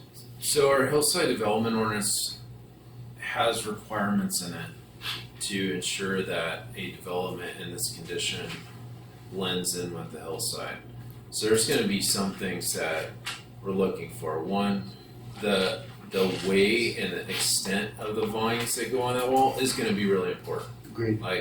That will have to mature pretty quickly. We had issues with Target where they promised to put vinery and greenery on that wall, and it just wasn't done. So Pat Murphy, that will be something that we're going to be looking for guidance from him on. And then for the trees don't necessarily, ideally they would be on the slope. If you can't put them on the slope, then we'll just have to work with Pat Murphy in selecting the right type of trees and the placement, understanding you want views. I get that. But the combination of the tree types, placement, and then the colors of that facade of the building is going to be important. If you're not going to plant trees on the slope, then we're going to have to make sure all of that comes together to blend in. Yeah, I don't think we would have an issue planting trees on the slope side of the wall, because that doesn't impact the wall, if that's even our property. Is that our property? Which one? Yeah, on the downside, on the bottom side of the wall, slope down below it. Yeah. It's not our property, right? How far does It's not our property. the property line go? We're building up to our property line on the north side. So yeah, what I'm looking there is the property So line. this is Where our that- property line here. Oh, okay. So And right on see, that. let's see how it cuts up right there? But it cuts off there, and then you have how far is how That's a deep property is line. that? That's on the property. Right It's on. on the property line. Yeah. So we can't plant below that. We can't, we are creating a 2-foot bench there for the vines specifically to give us enough room to get irrigation, significant vines, and to be able to maintain them. So you have So- 2 feet. Yeah, so we have 2 feet for vine planting, maintenance, and irrigation, which should be adequate for And the. footing. What's that? And footing. No, MSC wall doesn't have MSC. footing. MSE wall, sorry, doesn't have footing. Okay, and how much landscape area is there between your driveway and the face of the So building? there's no retaining. Like, No. you know There's what something- I'm Yep. understanding, the places that we can put the trees. Sure. I So- do see that you have a good yeah. setback, so that's really good. We do have a good setback. I'm not opposed to adding landscaping along that edge. The thing we got to be sure is somebody driving up there can see a tenant sign to identify the tenant. So I can't put trees in front of every entry so that you can't see who's behind there. So if we can, we'll look at placement of trees in locations between suite entries that don't obscure the entries themselves and the signage. Whole point, somebody's got to be able to drive up that road and find their Yeah. tenant. Again, there's not a ton of parking along here, so you got like 3 spaces in front of each suite. So you don't really want people missing it and circling around and. Yeah, well, especially since you can't loop. On There's that one building, yes. There's you're 2 right. walls right there, though. It looks like, if you go back to that view from the north, there's Flex 7 is our biggest challenge. So remember, that's where the 9% slope is in the road, and I got a building sitting here. So I got a building like this and a road like this. And so if we go back to the rendering, the site plan, the 4 suites so the 4 suites right there. The only way we're able to get parking for those is do angled parking, because those parking are on a 9% grade on the road. So Okay, the road's that whole at 9%. road's The a parking, That is crazy. San Francisco. Dude, that is crazy. The parking is not.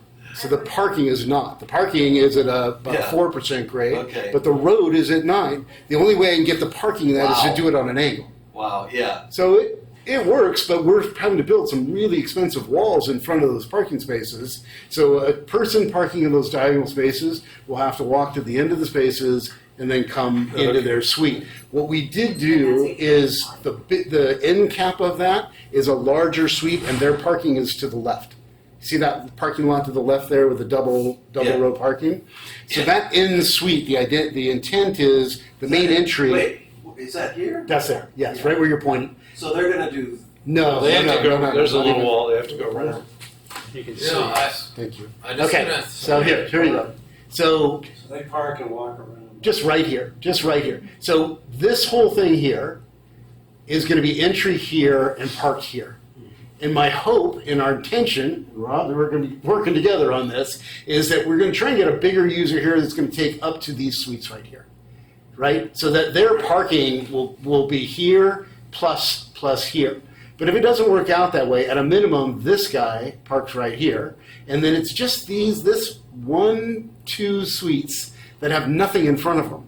So better to have these slightly funky angled parking than have Than no nothing. parking. yeah. Than have no parking. Or And literally- you put the trees in there to screen at least some of it, but. Well, I think you put the trees in there no matter what, because again, we're going to be able, and we're showing that. Again, we did have this comment from you a while ago, and so we have been looking at, okay, how do we get these trees here to create this buffer and get some screening out there? So we're looking at it, and we'll look at it more and see what we can do. I think what I hear staff saying is, can you consider the view of that edge from the distance, Mhm. that view, and do maybe a combination of edge softening, landscaping, and building paint schemes that blend in more. Yeah, so you're not going to Maybe like it's my green next instead one. of blue. Yeah. You're not going to like my next one, which is we do believe these colors are important. This is fundamental to what this project is. These stronger color palettes, again, they're being used in a limited capacity. Of the frontage of the building, Francisco, 10% is color. If that. Maybe 5, and we'll do a study on that if you want. We'll come up with the ratios. So, sorry, we get off track, but familiar with the First American complex off the 55 freeway? Those Worked there colonial 6 buildings. years. You worked there 6 years. Yeah. That's right. Okay. So I built those buildings for Park and Dawn. And the challenge they gave us is we want colonial buildings on the 55 freeway and don't make it Disneyland. And so what we did there is we took 10% of the square footage and made it really strong architecture, and 90% of the square footage is just basic Regular simple. building, yeah. That's basic simple. And that's what we're doing here. We're taking 5% of the architecture and we're doing something bold. But on the balance of it, it is the muted colors. If we put our color palette back up, the bulk of the buildings are the 2 colors on the top left. That's it. These strong colors, again, we'll come up with a percentage, but it's an 5%, 7%. It's just an accent, and it's down low. This is not up at the tops where, remember, everybody's looking at this from a distance and uphill for the most part. Yeah. This is going to be down low, and yes, will you ever see them? Yeah, I'm certain some angles you'll see them, but it's a small part of these buildings. But when you're on this site, it'll be what's in front of your face. Where the experience is going to be is when you're on Via Verona and you're driving through there, that's where you're going to feel these colors. From a quarter mile away, looking across the hill, you're going to have to look hard to even see it. So for staff to make findings on this project that is consistent with the Hillside Development Ordinance, you're gonna have to demonstrate that. Like this rendering currently doesn't give us what we need. So one of our recommendations is gonna be first, like ideally there would be trees on the slope, but you're limited in doing that.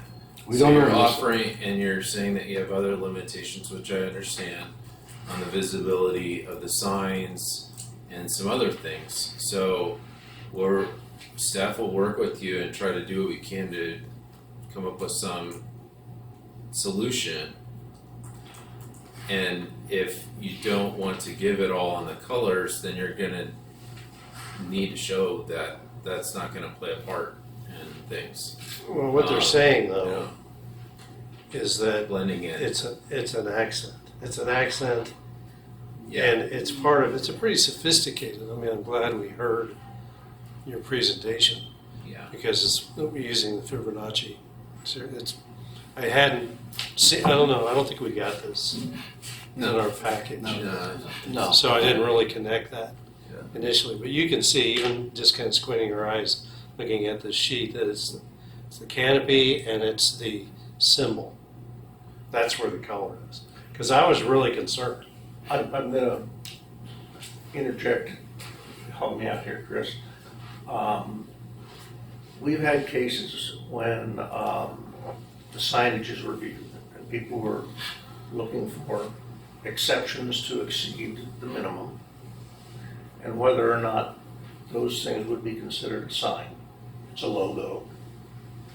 The accent colors? The Oh, the little triangles? So that's a possibility that could happen, or the public to bring that up. Because even on 24-hour fitness, people were looking way up from La Pata, looking down La Pata, see 24-hour fitness, and they wanted their logo up on the side of the building. Mm-hmm. And it was a battle. I mean, a lot of public came out saying, no, we don't want to be driving down there and just see that one, because that's the only one that's identifiable coming down there. That they may start saying, those things are part of the project logo. Which I is guess a I'm a little sign. confused. You mean, let's go back to the architecture. Are you referring to the these triangles on the on building? the top. Well, no entry signage and all. Oh, I don't know if so, those are visible or. we are including that as signage. That's in our But aren't you scope. asking for additional height? Yes, we are So asking for that will be a additional. discussion point. Sure, I won't be there, but yeah, be prepared that absolutely. And with signage, we're asking for a variance on the height, and I don't know if Adam talked to you about it, but the square footage far exceeds the maximum square footage that is allowed for the site, just by the nature. I don't disagree with anything you said. These signs won't be visible to anybody except somebody who has driven up onto our site. and then if you can demonstrate that. Yeah, and That's as what you wanna demonstrated, do. yeah, as demonstrated, there's only one sign the public is going to see, and that's the one monument sign down at Amancier and Sombra. This is the only one that people driving by are going to see on a regular basis. The two at the entry portals, you only see it if you're coming up here to this project. And to the hillside, I want to talk to that. We've got a lot of signage on the fronts of those buildings. We're intentionally not illuminating those because if I lived here and had to look up at 75 lit up signs up there, I think I would not be happy about that.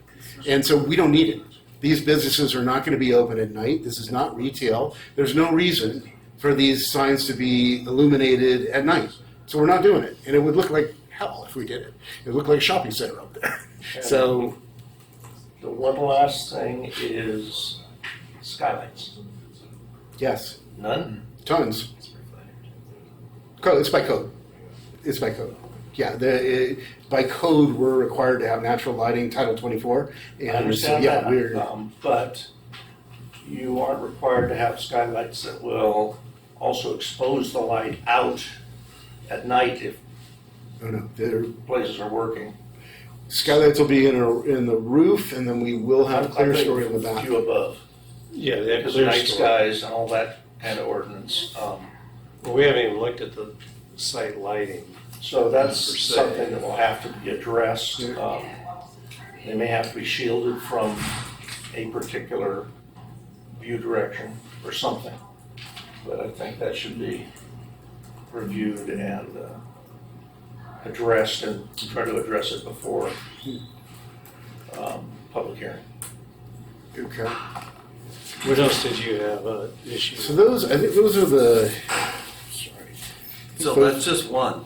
Well, one was just clarifying the plants. I wasn't quite sure on the comment, but we don't have an option to put them on the north side of the North Road. The colors, I think those were actually. Like, just to kind of clarify, staff overall thinks that the project's really attractive and that the colors add a lot on most of the project. That's not the issue, it's the look of the project. It's just, we need to make sure that the project blends into the hillside. Totally get That's it. what I'm saying is. We want to spend some time with you. We'll have to work with you on it. Yeah. I don't really know the extent of what you need to do. You might have to make some changes.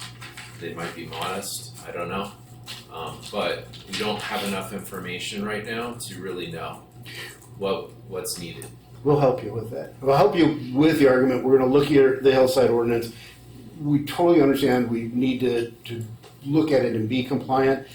The position that we're looking at here is that this is a minor accent on the building that's intentionally being kept down low and really not in the primary views. And we need to look further here at the hillside ordinance to say, can that be interpreted as compliant with the balance of the buildings? Again, and we'll get to the percentages, because I think if it is 5% or less, I mean, that's going to be a big part of our argument. Does 5% of the building dictate that it's not compliant when 95% of it is?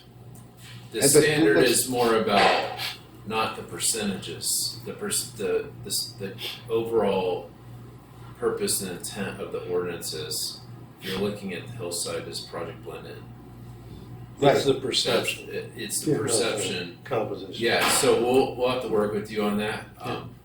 What that means, I don't know right now. Right, neither do I. So we'll work together. There were three things here that we were going to clarify. One was the north side of the north property line landscaping, the colors, and the other one was the condition was to use illuminated lighting throughout the project, and the tenant signs will not be illuminated. I don't think the city's going to have a problem with that. So what was our note again from you guys? It was to not have them. There was a document that said they'd be internally illuminated, so we thought if it wanted illumination that it'd be halo. We changed our own. Yeah, Okay, so we that's took already the been addressed. Yep. Okay, so we need to focus here a little bit so that, because we've already been here for a couple hours, not that we have a time limit, but I think we're ready to have our discussion about. Oh, absolutely. You know what, And I think you brought up a great point. We've spent 2 hours here, and you get 10 minutes at the planning commission. and that doesn't mean you can't answer questions after, but that's. If you're going to resolve a problem, this is the place to do it. Agreed. Yeah. Rather than. Yeah, we're not on the time limit here. Yeah, and this is the step the council wants to cut out. Yep. And honestly, this is why I'm bringing up these points that are important to us.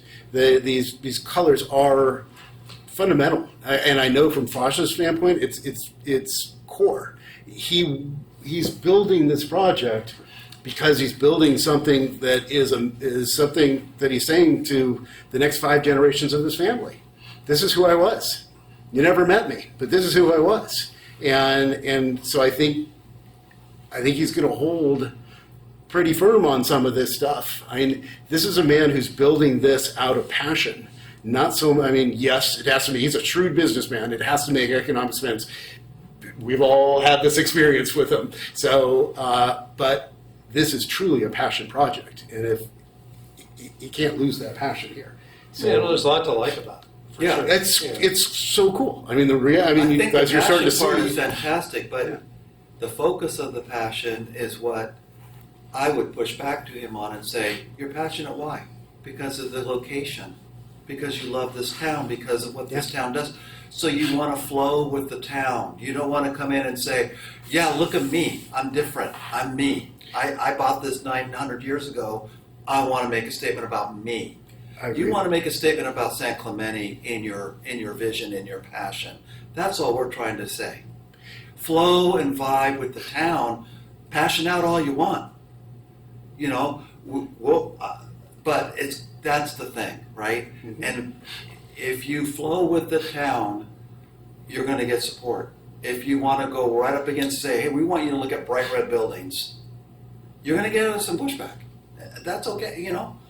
That's all. And I think the murals, like we should discuss the murals, you know, because I get to me, it's like you've got a lot of concrete, and so you want to break it up. Yep. And if you can't break it up with movement, if you can't break it up with staggering it, then using the architecture as art, I can get behind that, but I think it needs to be appropriate, it needs to be softened, and something that's not in your face. It needs to be something that, that's a natural thing to see in San Clemente, right?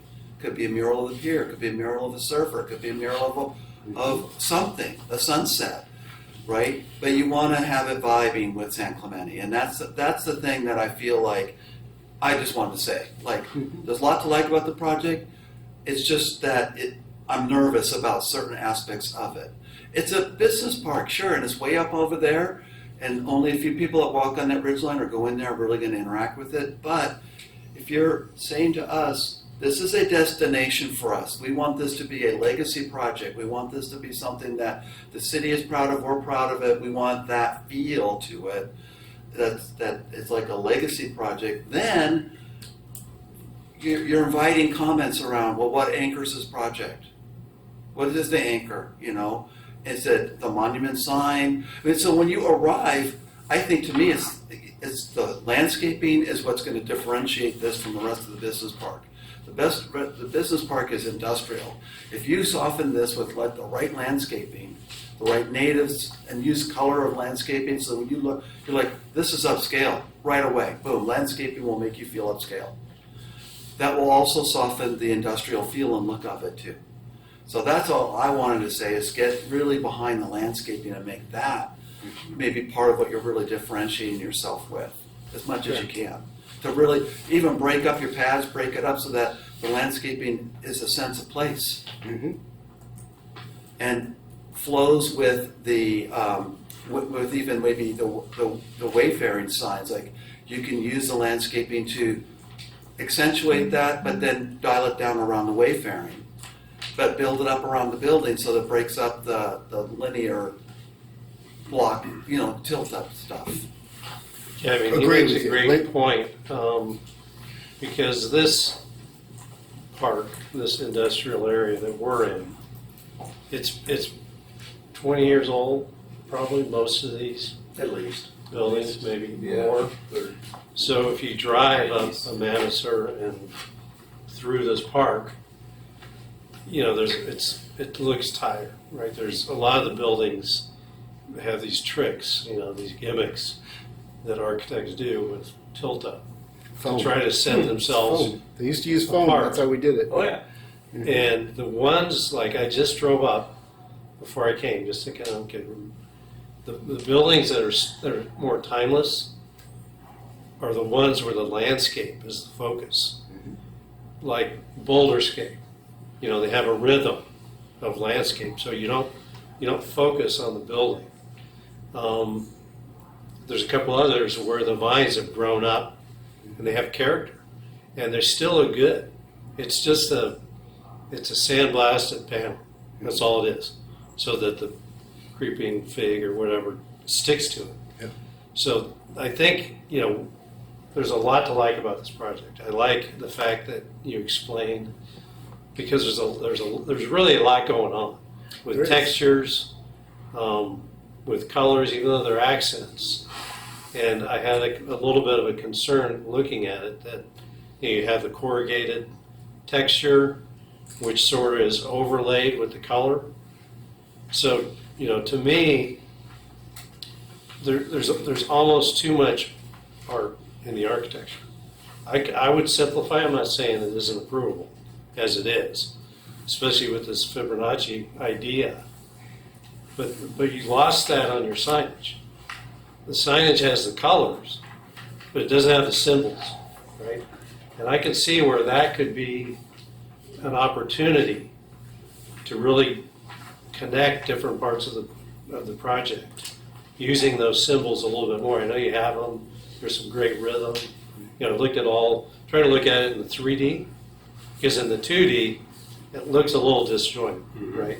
So, using the Salk Institute, obviously that's a great project, but the idea of framing views, it makes a lot of sense, okay?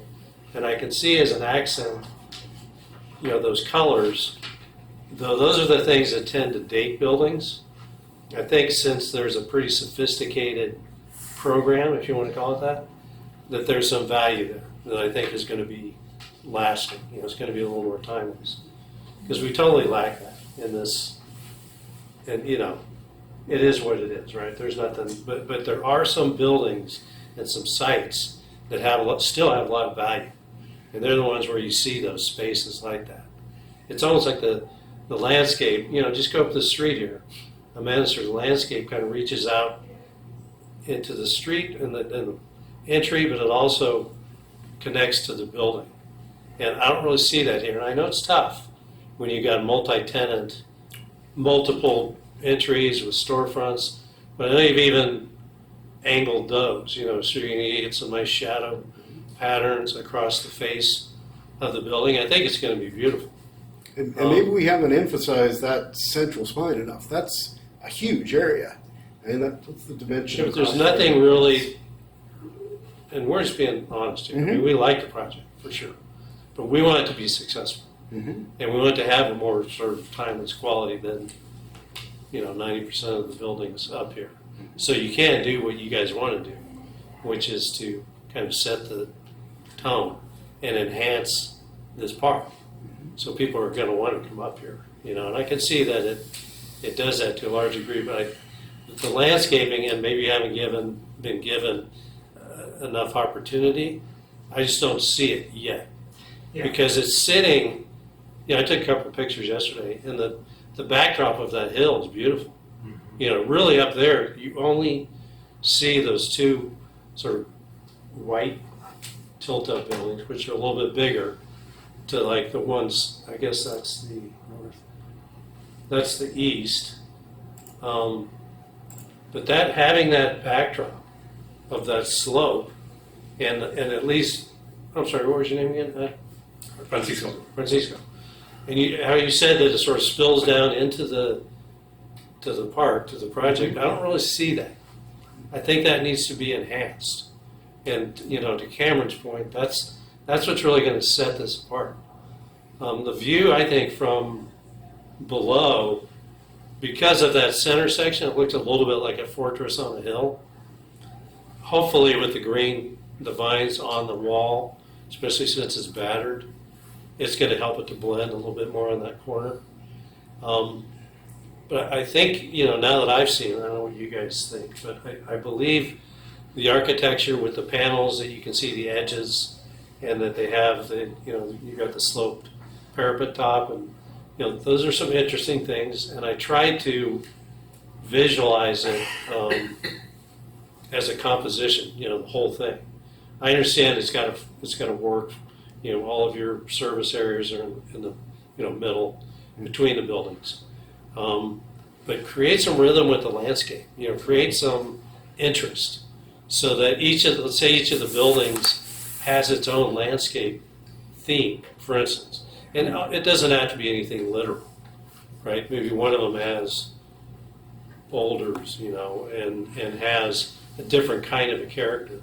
So you're really pulling, you're pulling the landscape in, because when you look at that site, I mean, it's insane. It's so nice. Reinforcing the structure of the site as well, and reinforcing the wayfinding through the site. Through using the landscaping as really a tool. Enhancing that entry portal and that experience as you come into the site, and then finding that next destination to really enhance as well, to draw the user into the site.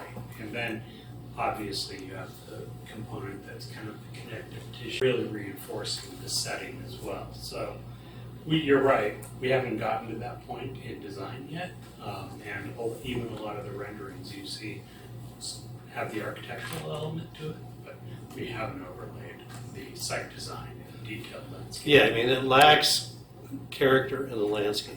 Yeah. It almost looks like you spent all your time on the buildings. which I know you spent a lot We of have. time. And I'm, And, and we want to and I'm have an use architect, landscape and and it's a weird camouflage. term to say that. But I think with the site that you have, this is a huge opportunity to really enhance it with the landscape. I mean, I like the idea of having the two terraces, and that works for you. But you also have that dead end right in the middle, which it's going to feel a little bit like a maze. So if you can use the landscape to sort of act as a directional element through there, I think that's an opportunity that you have too. Well, I mean, the other thing is you're kind of coming in here at baked. Your project's baked. You're done. And you're like kind of saying, get happy with this. Look at how good this is. You like it, right? It's kind of like a Jedi mind trick on us. Like, this is the building you're looking for. This is the color scheme you want. Please hear us back. Okay, but you're in San Clemente. You're on a hillside. You have an ordinance you need to comply with. Please work with the staff on that as best you can and soften the edge. Please consider the fact that maybe the place you can differentiate yourself from an industrial park or a business park with tilt up, besides spraying color on it, is upgrading your landscaping and really using that to differentiate. Because if you drive through any awesome neighborhood in the world, it's the landscaping that sets the emotion. It isn't the building. The landscaping is the voice that you hear immediately. Well, it's telling the you the dialogue. story. It's a dialogue between Yeah. the landscape and the building. Yeah. So I'm hearing you're baked. Please like this. These are the buildings you're looking for. So okay, we're hearing that. Maybe you can't do your step your massing. Maybe you can't articulate some of your facades or change the window placements, which that's kind of where we normally go. Normally we go there. That's what we want to do. We're looking for that. Okay, you're telling us, sorry, that's set in concrete, literally, metaphor or pun intended. Okay, so what can you work with us then to make it something that is really achieves that vision that you want and also fits in with our hillside ordinance and softens some of it. That's what I. And frankly, you are in a ridge district. To me, that's the ridge district project right there, because you're on a ridge, got a ridge, you're surrounded by ridges. So, that's you. Yeah, I It's think it's fair point. So I will tell you this: Fosh's passion is equally as strong for the landscape as it is the buildings. You nailed something a minute ago, and that is we have been forced to focus on the buildings because the economic viability of this project is tentative. I mean, it is literally really, really challenging. And so to get to a point where it even got single-digit returns, we'd have worked really hard to get the square footage to work, to get it all to fit. And you're right, it is a tight little puzzle that I'm in a box on. I don't have a lot of flexibility, but all I'm saying is we haven't spent the same amount of time on the landscape. And what I'm hearing you say is it's evident, and we need to do that, and we are going to do that, and we'll start And doing there's it a now. little disconnect between your narrative and what you just said on your ROI, because if your ROI period is 10 years, okay, gotcha, check. Mhm. If Right. it's 50 years, I'm not buying that at all. If your ROI is a 50-year, this is a family legacy. Mhm. You don't need to break even. You just need to keep moving. You need momentum. You need the right clients, and you need that cash flow to build over time. Mhm. And so I get the puzzle part, but I also think that you have, like you said at the very beginning of the meeting, you have some unique flexibility with this as a family legacy project, and you have a cash position that most people don't have. So you do have more flexibility than I think you're allowing yourself to use. well, we can't. I know. I'm Yeah, just. Hearing what you're saying is Yes. focus on the landscape, bring us something that is more wow on this how we're, maybe say it differently. Develop your landscape to be consistent with how you develop your buildings. Is that fair? Yeah, to some degree, but the landscape can set the tone Mm-hmm. because the buildings are there The to function. earn money, you know. Yeah, I mean, the you've got function. it. So the thing that's going to be, we're clear on this, thing is going to be more timeless, especially if you're looking at a 20, 30 year, we want this thing to really Yeah. look good. The landscape's going to fill in. Mm-hmm. Even the signage, you got monument signs. Okay, they're in the landscape. What we're seeing here is they don't look. I mean, I get that it's clunked into the hill, right? So it engages the hill, but it doesn't really connect with the landscape the way you've presented it. We haven't developed that yet. Okay. Yeah, we need to. So that is yeah. super important. Those entry portals got designed like 3 days ago. Yeah. I mean, You guys are we moving did it pretty for this fast. meeting. Yeah, You're moving fast, yeah. We're yes, yeah. We are pushing this project. We're pushing a lot of things on this project earlier in the project. I mean, normally for a project, I wouldn't be bringing signage at this point. It's No, just, yeah. Right, and there's a lot of things we're bringing to you because we're trying to be holistic here. We're trying to think through and show you what we're bringing. Yeah, you get 90 sheets of drawings here. We're at It's a wide very visual. conceptual phase, but I guess what I want to be sure I'm walking away with clear direction, because ultimately we do want a recommendation from this committee to Planning Commission that says we've looked at it, we have these comments, they've addressed these comments, and we're in support. So that's our objective. So as a homework here, what I'm hearing is develop these landscape plans. Give us more about what's your landscape story, because it's coming. It just hasn't come yet. We didn't get to that place yet. Literally, those entry walls 3 days ago. So we'll do that. Just be open when you're walking with with the staff. Please just be open to their feedback and their Absolutely, Yeah. absolutely, and even the colors. Well, it's a passion. I guess the passion comes from we started with San Clemente. Those first slides, it wasn't like Fascia likes blue and these colors. The whole process was, let's look at San Clemente. Let's look at the beach. Let's look at the hills. And Francisco's presentation about how we got here is it's from this city and from this site. So we're not losing that connection. We're trying to stay really grounded there. So definitely open. But don't give up yet. I haven't got my comments. Okay. All right. Okay. I'm going to shake things up a little bit. I mean, All right. We don't have a good-looking industrial park, business park in this town. They are cookie cutter boxes. Look what's in front of this site.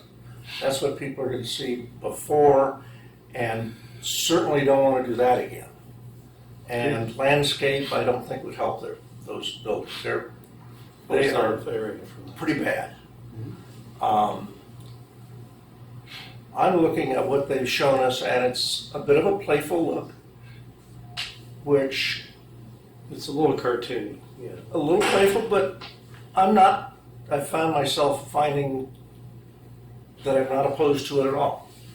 I would say any signage or graphics and all should be a matte or flat finish.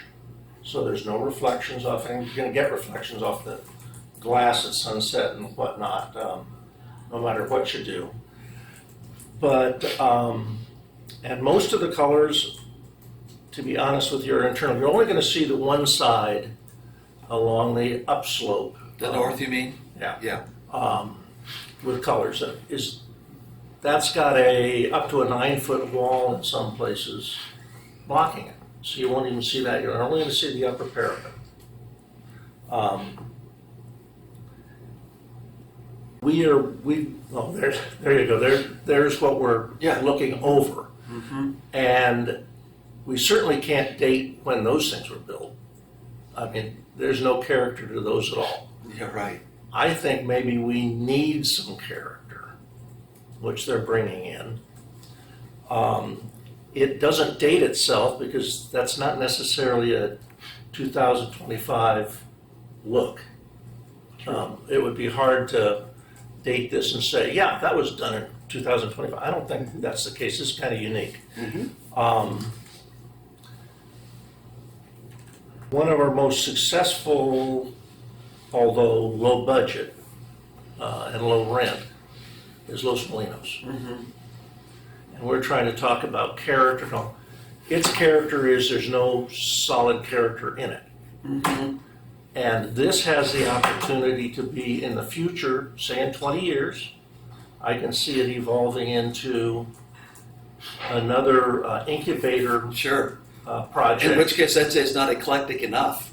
Well, that may be. And I can see that recreation area thing it could end up being a brewery like we have down Los Molinos, where People that actually sit the public's outside. brought in. Yeah. But after hours, so the parking's not, shared parking, not a problem. I think there's a heck of a lot of potential. It's going to be high end, so it's going to bring in more people, like maybe stance kind of businesses, where they do business a little differently than the traditional businesses. But I think they're right, we got to live with the hillside ordinance, but that doesn't mean it has to block the building. I think with the hillside ordinance, we could have it says nothing about Spanish colonial. No. Or Just says being blend. being a type of architecture. It just has to blend into the hillside contour or shape or plant palette, whatever.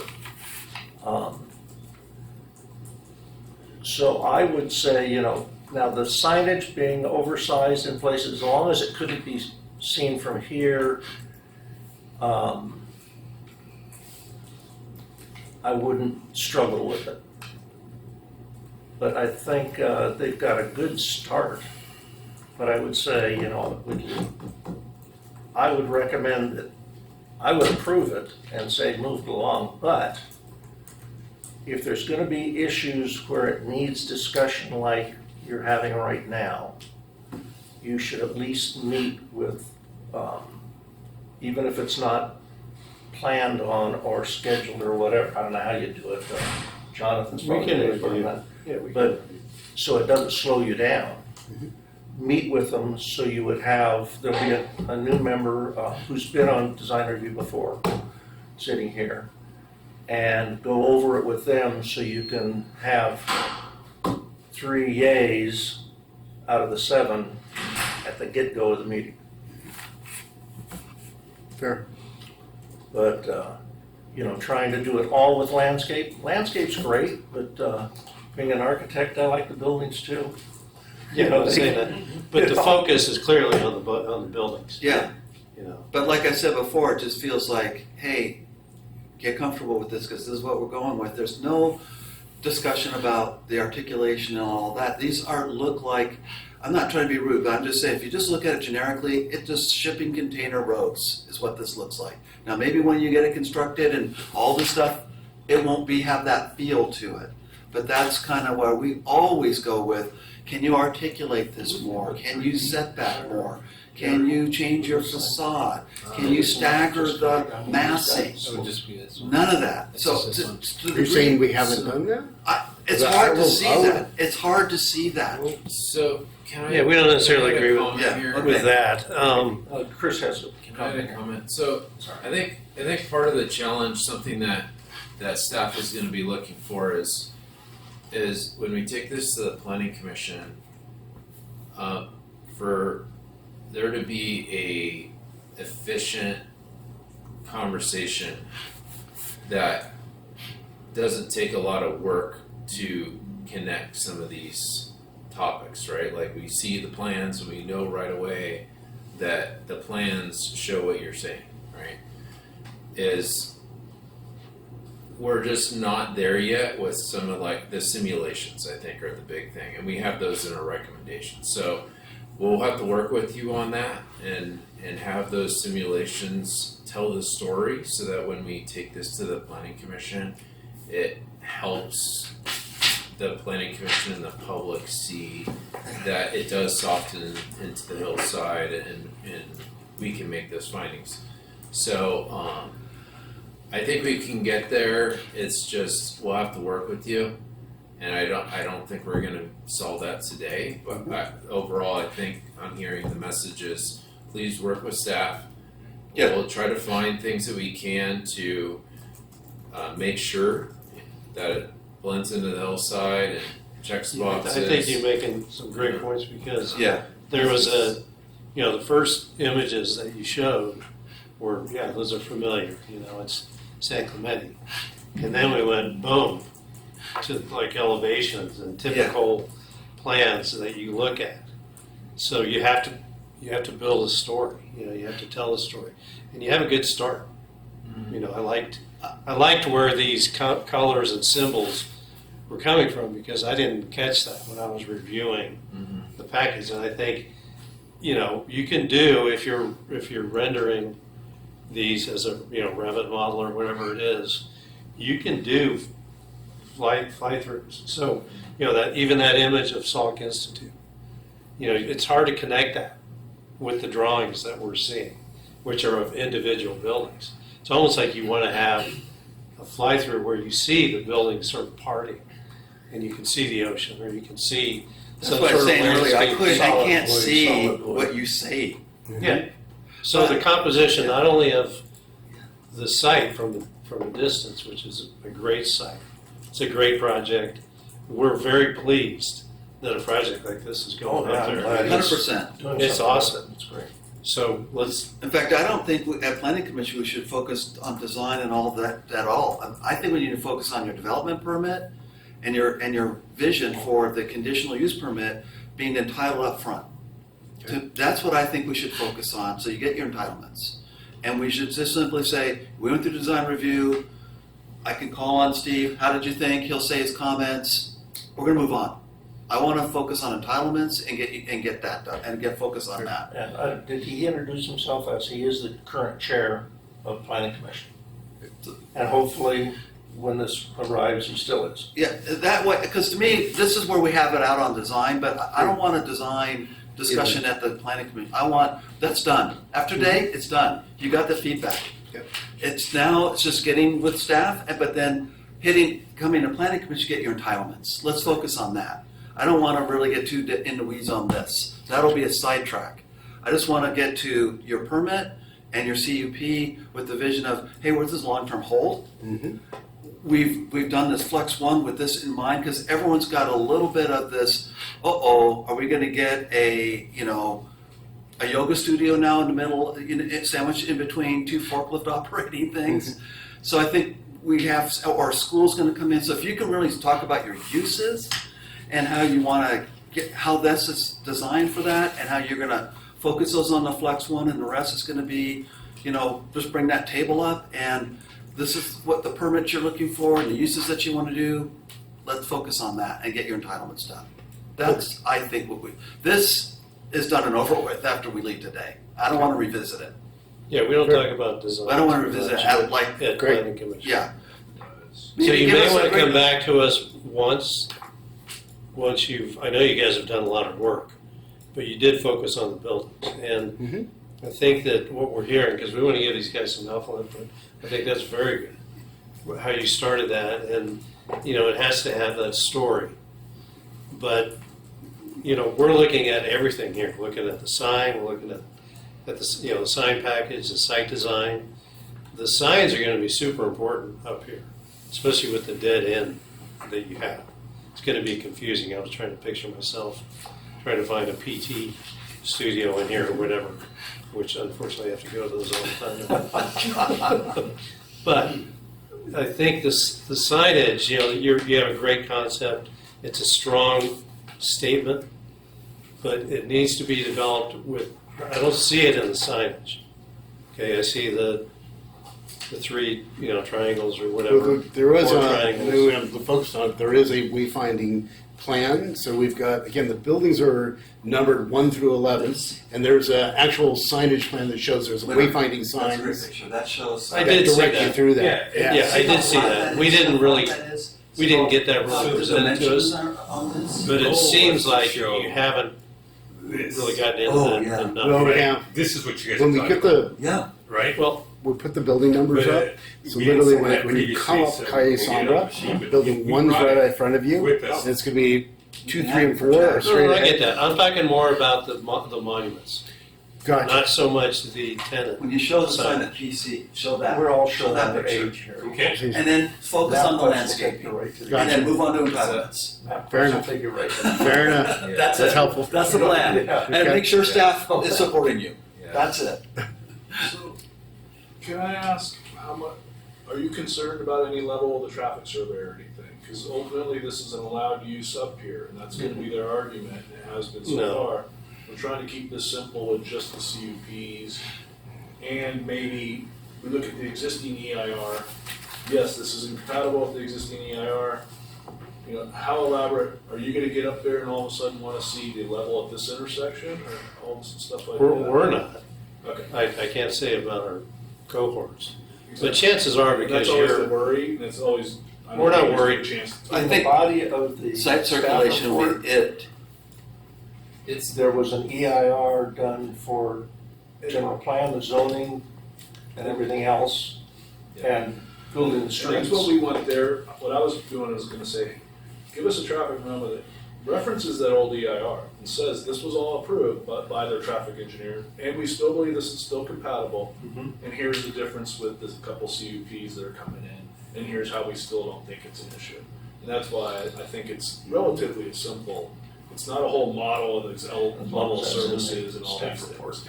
No. But if all of a sudden they were asking for it, that's what. Divert it from the specs. well, I think what Cameron was saying is, talk about the uses. What kind of a center is this Those going are to gonna be the be? question. Yeah, that's the most important part because First thing she said was traffic. As a public person. we get crunched when someone's trying to She always says retrofit that. a public-facing use in an industrial area.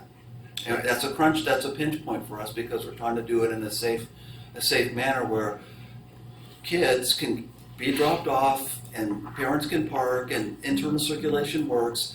And we've commingled that with delivery trucks and other light manufacturing type of stuff, and it's a concern. So that's been this commission's actual challenge in the past.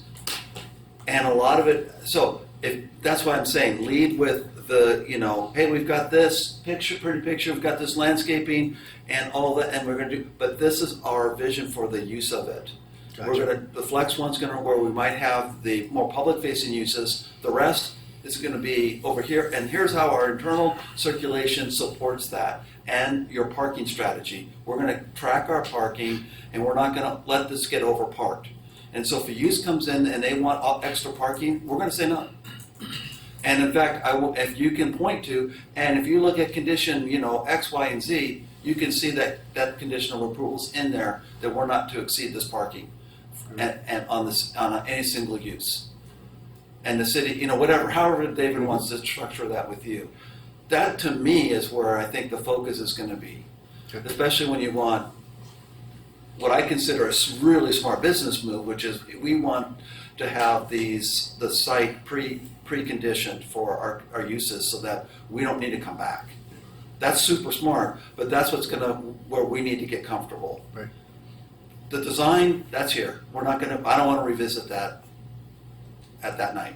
If we've done that, we failed. Okay. Have we given these, okay, go I ahead. got a question for staff. Do we have any other business parks that have an on-site, everyday management company staff there? That's a good idea.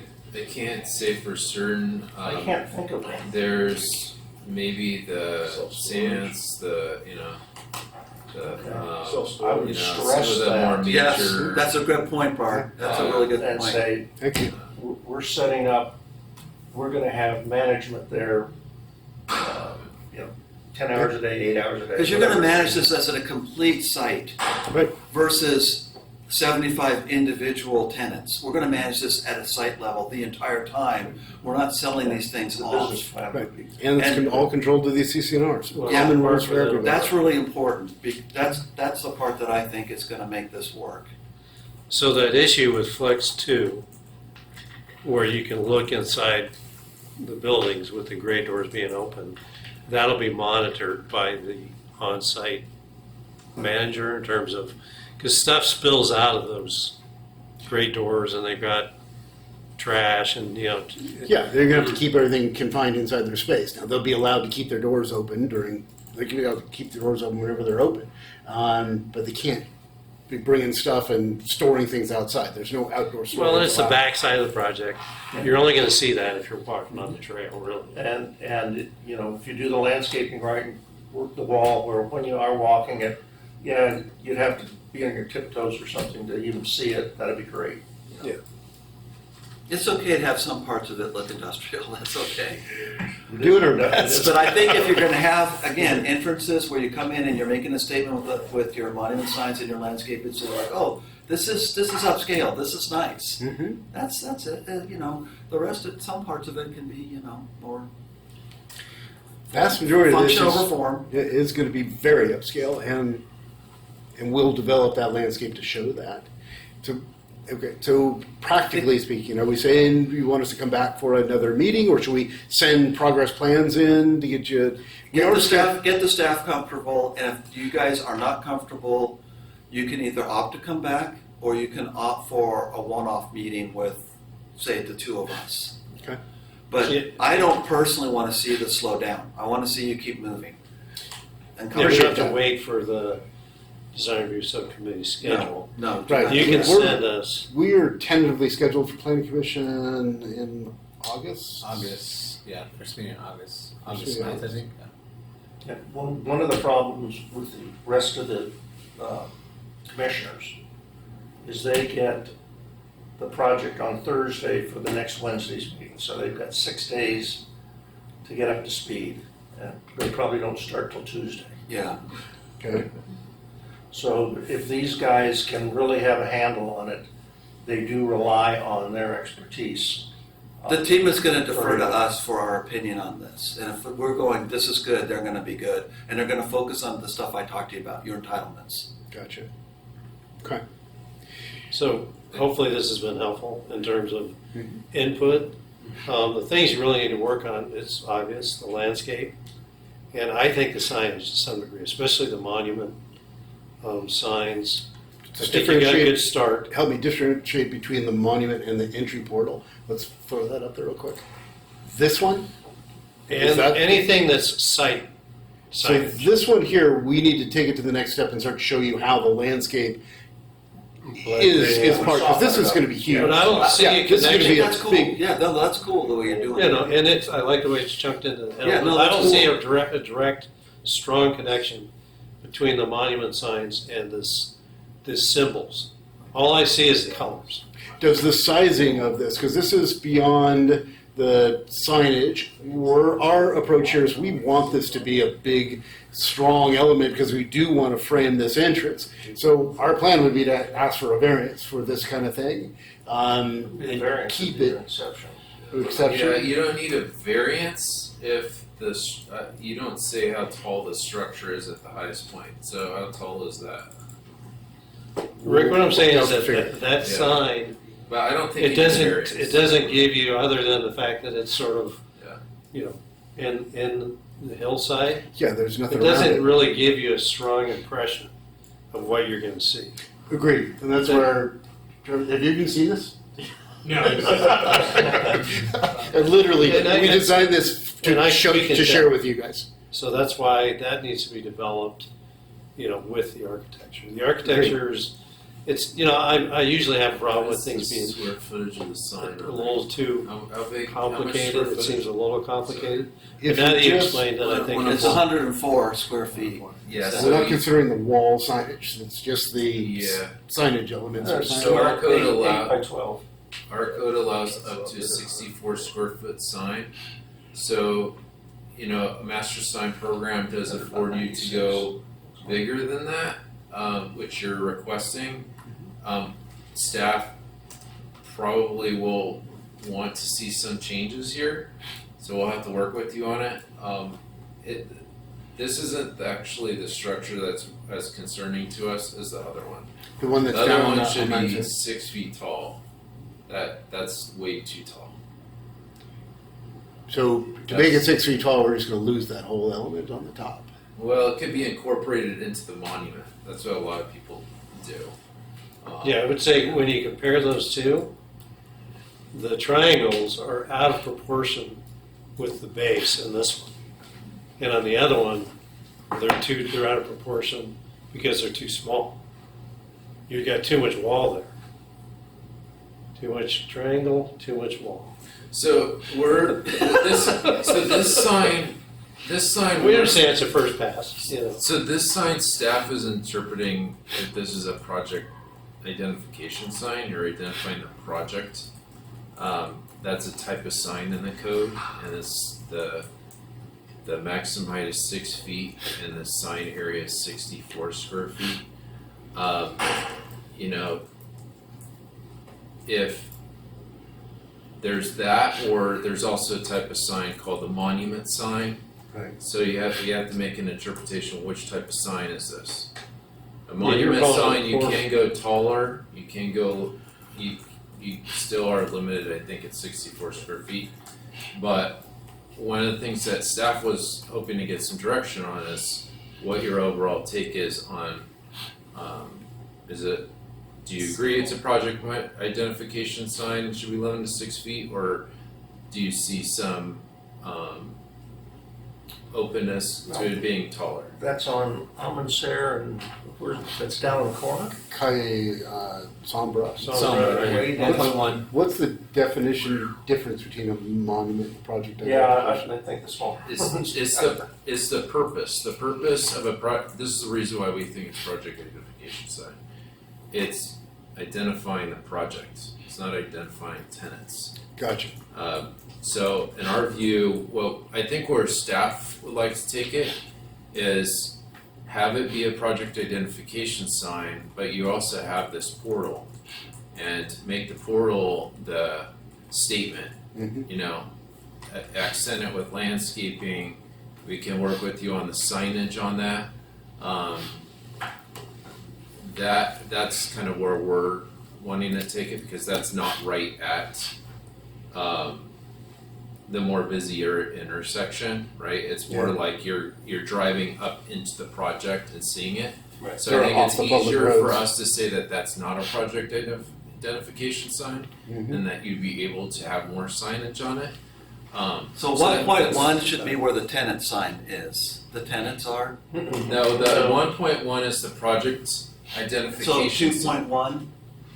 The 2.1 is that portal that they want with the wall that comes down. Oh, And what I'm saying is staff is into the hill. Mhm. Is this where that other wall was on the other side? On the other side. staff's Right here. recommendation The is view that you guys look, if you look over here on my screen, the view that you're looking at, this one is, Oh, I see. it's out here, get some on Cordillera. are you going to have I think tenants on the it's sign right. besides? No. We weren't, I mean, we considered it, and I see your point about the difference. We did think about having some tenant Like slots the on major there. ones, if you have a couple of major ones. Yeah. So I mean, we could modify that sign and add some tenant slots down below, which I guess would then change it to a monument sign. No, So well, it said Luminar Business Park at the top, and then below that was Acme Tool and this and that and the other. That would change it to a monument sign. I don't know that we necessarily want to do that.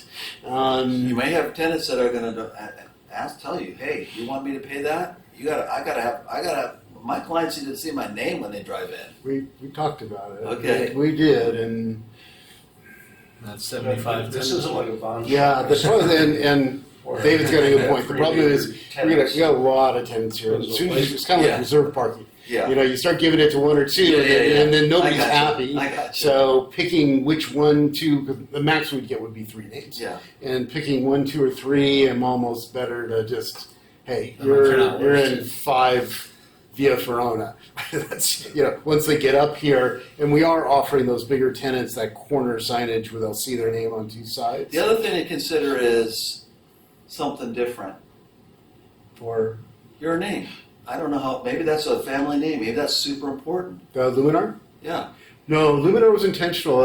It's a light on a hill. It's a bright light. It was yeah. We again. Sorry to come to you with such inflexibility, but we went through a dozen meetings. Subcommittee summit, I mean, that's Marketing. Yeah, it is, and it was literally a marketing and branding meeting with a lot of consultation, looking at a whole bunch of names, and we went through so many Pacific Ridge and all these ones that you're here all the time, and this is unique. There is no Luminar Business Park that I've ever heard of before, but it's kind of a little bright and shiny. Not that we want to be bright and shiny out there, but kind of it gives a brightness to the feel is what we wanted. So Christopher, I think you need to clue us in a little bit on the signage definition of the monument and how Mm-hmm. big it can be, and so that because we're just reacting to the that will be scale and the design of it right now. I think Christopher's told. I hear you. Yes. I hear what you're saying there. The definitional difference you made is really, I get it. Okay. And so I think we can we'll revise. Here's flexibility. Okay. We're going to revise that monument sign to be more in line with what you're talking about. Okay, cool. Because I don't think that makes or breaks You can- this project. If worse comes to worse, you can always bring your sign Oh. program back later Yeah. and get your entitlements. Sure. I'll summarize real quick, but so the sign that you first see is this sign. Yep. This is a project identification sign, should be 6 feet tall, 64 square feet of the copy. The monument can be bigger. So that's this sign. And honestly, I don't even think, if you want uplighting, that's fine. If you wanted halo lighting, that works too, okay? We just so have you light know, on. if you wanted to make it kind of more of a statement that's at the street, no one's gonna see that other than people driving there. So this would be like the perfect sign to have lighting on it. The portal, that, if you could go up. The other thing there. Mhm. So on that, we have more, I think, room in the zoning ordinance to work with you. This sign isn't meant to be advertising. This is meant to be a statement when you drive in, right? Right. So you're not like pulling up to the main street and seeing it like a project identification sign. This is, you're already there. So I think we have more room to work with you on this. I think you can make some changes to make it better, including landscaping, and you might even make the signage a little bigger or move it down. We'll work with you on that. I don't have much concern in us being able to get to a place where we can come to some agreement on this. So I think that's my summary of my analysis on it. Okay. But I think we could get to the place that we need. Does the max square footage, is that an issue? I know that there's something in the signage ordinance about it's 1 square foot of sign per square foot of frontage, which comes up like 3,000 square feet allowed.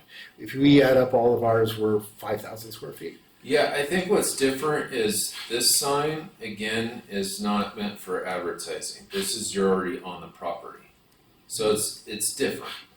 I think you're doing a sign program where it does allow you to go over the 64 square feet within the sign program request. So if you like shift that signage down, so it's not like towering really high, and you're emphasizing the wall element, I think we could get close. I think we can come to some understanding on some modest changes to make it all work. Okay. Without dramatically reducing the sign area. So they're allowed to meet with us as a group, separate from this meeting. You do a virtual, that's fine. I think if staff facilitates it, like schedules it, it's good. We just don't want direct. Yeah, It no, needs but to we be can, here. what we have Oh, done, yeah, staff has to be in. In the room. yeah, you guys Yes. orchestrate Conversations. a virtual meeting and we can give you input, right? It should be less than a quorum though. It should be Just one the two. person. Yeah, Oh, Only It can one, be one. It can't be both. Because that's a majority. I'll take it. We'll So, make it work. you do it. You know, Yeah, talk to Steve. yeah. Keep the architect. Talk to Steve. That sounds good. be the It could chair. be one at different times too. Yeah. Yeah. You know, so we'll figure that out. Yeah, perfect. Yeah, I want to make sure we don't break any If- rules. Yeah, talk to You know, I'll Steve. assume it's Steve for now. That sounds good. Commissioner King. Suggestion on the landscape, I think the review comments are due tomorrow, right? From the third-party consultant, was it the 26th? For which For the review? landscape review. Pat Murphy. third Yeah, party. that's what he's aiming for. Yes. Right, so Yeah. we'll get those comments. Let us take what you've told us today, we'll take his comments, and then we need to take our plan to a next, to Did you a get through, further develop. is this through DMT? But you want to listen to our comments about It landscape. went Generally. He focuses more on the actual Easy. materials Still outstanding? that might they'll need another grow DMT. up there, you know, Okay. Yeah. stuff come like back. that. You'll Yeah, like Pat Murphy, he's a guy to work with. Good. Good guy. Good. Yeah. And I've heard your comments as, take it further, just think it through a little better, show us how you're incorporating it into your overall design more thoroughly, because you didn't get the message here. you should save it. Again, we didn't spend. We get enough that, time, we so get need to do that. it. It needs It's to like taking your. enhance the architecture. The architecture, though, there's a lot of movement. Oh, you yeah, mentioned. there you go. That's There's not a lot of hierarchy in terms of, vertical versus horizontal, so you can do that with landscape and not block tenant signage, The way to communicate that for a commission would be to enhance the views, right? I mean, it's not. Well, there's different aspects to it. You're the one that brought up the fact that it's sort of spilling from the hill. Right. And, I brought up the fact that there's no real character or hierarchy in the landscape right now that's connected to the architecture. And then the third aspect is looking at the site, which now has, some aspects of sort of this fortress on the hill, so that the landscape is pulled in from all directions. And then you got to look at the sort of the aerial, even though only drones see that, or airplanes. It's still important because you got the slope below and above, like he said. So there's a lot, there's a lot on you. And I know you guys work together. Right. But to incorporate all those things and tell a story, because it's not in here. Right. I didn't see it. For planning commission, what we're focusing on. No, this is for us. And then we'll explain how that works to the rest of the commissioners. Okay. So, Carlos, do you understand how to translate that into a deliverable? I think I do. I mean, it's a lot, what you're asking. It's a for is landscape lot. plan, basically, to show them the plan. Yeah. That's Yeah, it. I mean, we can read the drawings, but there needs to be a story. And it needs to be part of the composition of the overall project. Now, we're not seeing that now. Right, and we've developed that initially and have moved beyond and away from that. It's not a part of the presentation. It's what we need to do is fold that back in to be able to tell that narrative. Yeah, and you're only gonna have 10 minutes, to make your presentation, so as long as we see it, and it's part of it, it's gonna give you the quality that you want, that sort of timelessness. And that's why I wanted to make that point about the only decent buildings in this park Yeah. are the ones where the landscape is really the focus. Okay, cool. Good input? Yes, thank you. That's great, thank you. Yeah. Appreciate the extra time here. You're welcome. It's very helpful. We want your project to be successful, and we have a strong feeling that it will be. It's been a long Nice time. job. Long time I mean, coming. we don't mean to sound negative. No, It's- and likewise, we're not trying to be inflexible. It's a So, good addition. We've just been living with it a long time. We need that site. We need stuff. Yeah, for sure. Yeah. Good? no, Great, Yeah. okay. All right, thank you. Thank you. Nice to meet all of you. Thank you. Good work. Yeah, you haven't. And they know David's the immediate contact. David's immediate contact, yeah. Yeah. But if we just, Okay. yeah. let's move on. So Yeah. we're adjourning to the meeting of, July 23rd. yeah, not the first meeting, because we have to formalize who's gonna be on the subcommittee. I don't think we're gonna have our first meeting of the planning commission until August. According to Jonathan, this was the July meeting, this project. I think you got an out on that. We have our alternates. Scott is We have, the alternate, and he can just step in since he is called the alternate. yeah, And we already pretty much know it's gonna be the three of us. Scott is gonna take. but he's the alternate right now, so we can have, if you wanna have a Oh, that's meeting on true. the 23rd, just invite Scott. Yeah, Tamara has been putting the date, like I talked to her about what the next date should be, so that should be in your reminder. It's the 23rd. It says here that the July 23rd. Okay, then I would go with whatever she wrote down, so I talked to her before. Yeah, Talk and to just, her before the and we'll meeting. have Scott come. Yeah. Okay. We have no new business, no old business, no oral or written communication from the public. So I will move, we Oh, adjourn. No, let's have Bart do it. No, you're good. I'll. No, it's your final second it. meeting. man. Ah, Come on. jeez. I move that we adjourn to the next adjourned meeting of the Design Review Subcommittee on Wednesday, July 23rd, 2025 at 3 p.m. in the Community Room, 910 Calle Negocio, San Clemente, California. Second. All in favor? Aye. Aye. We are done here. Awesome. Oh, Anything was gonna go that long.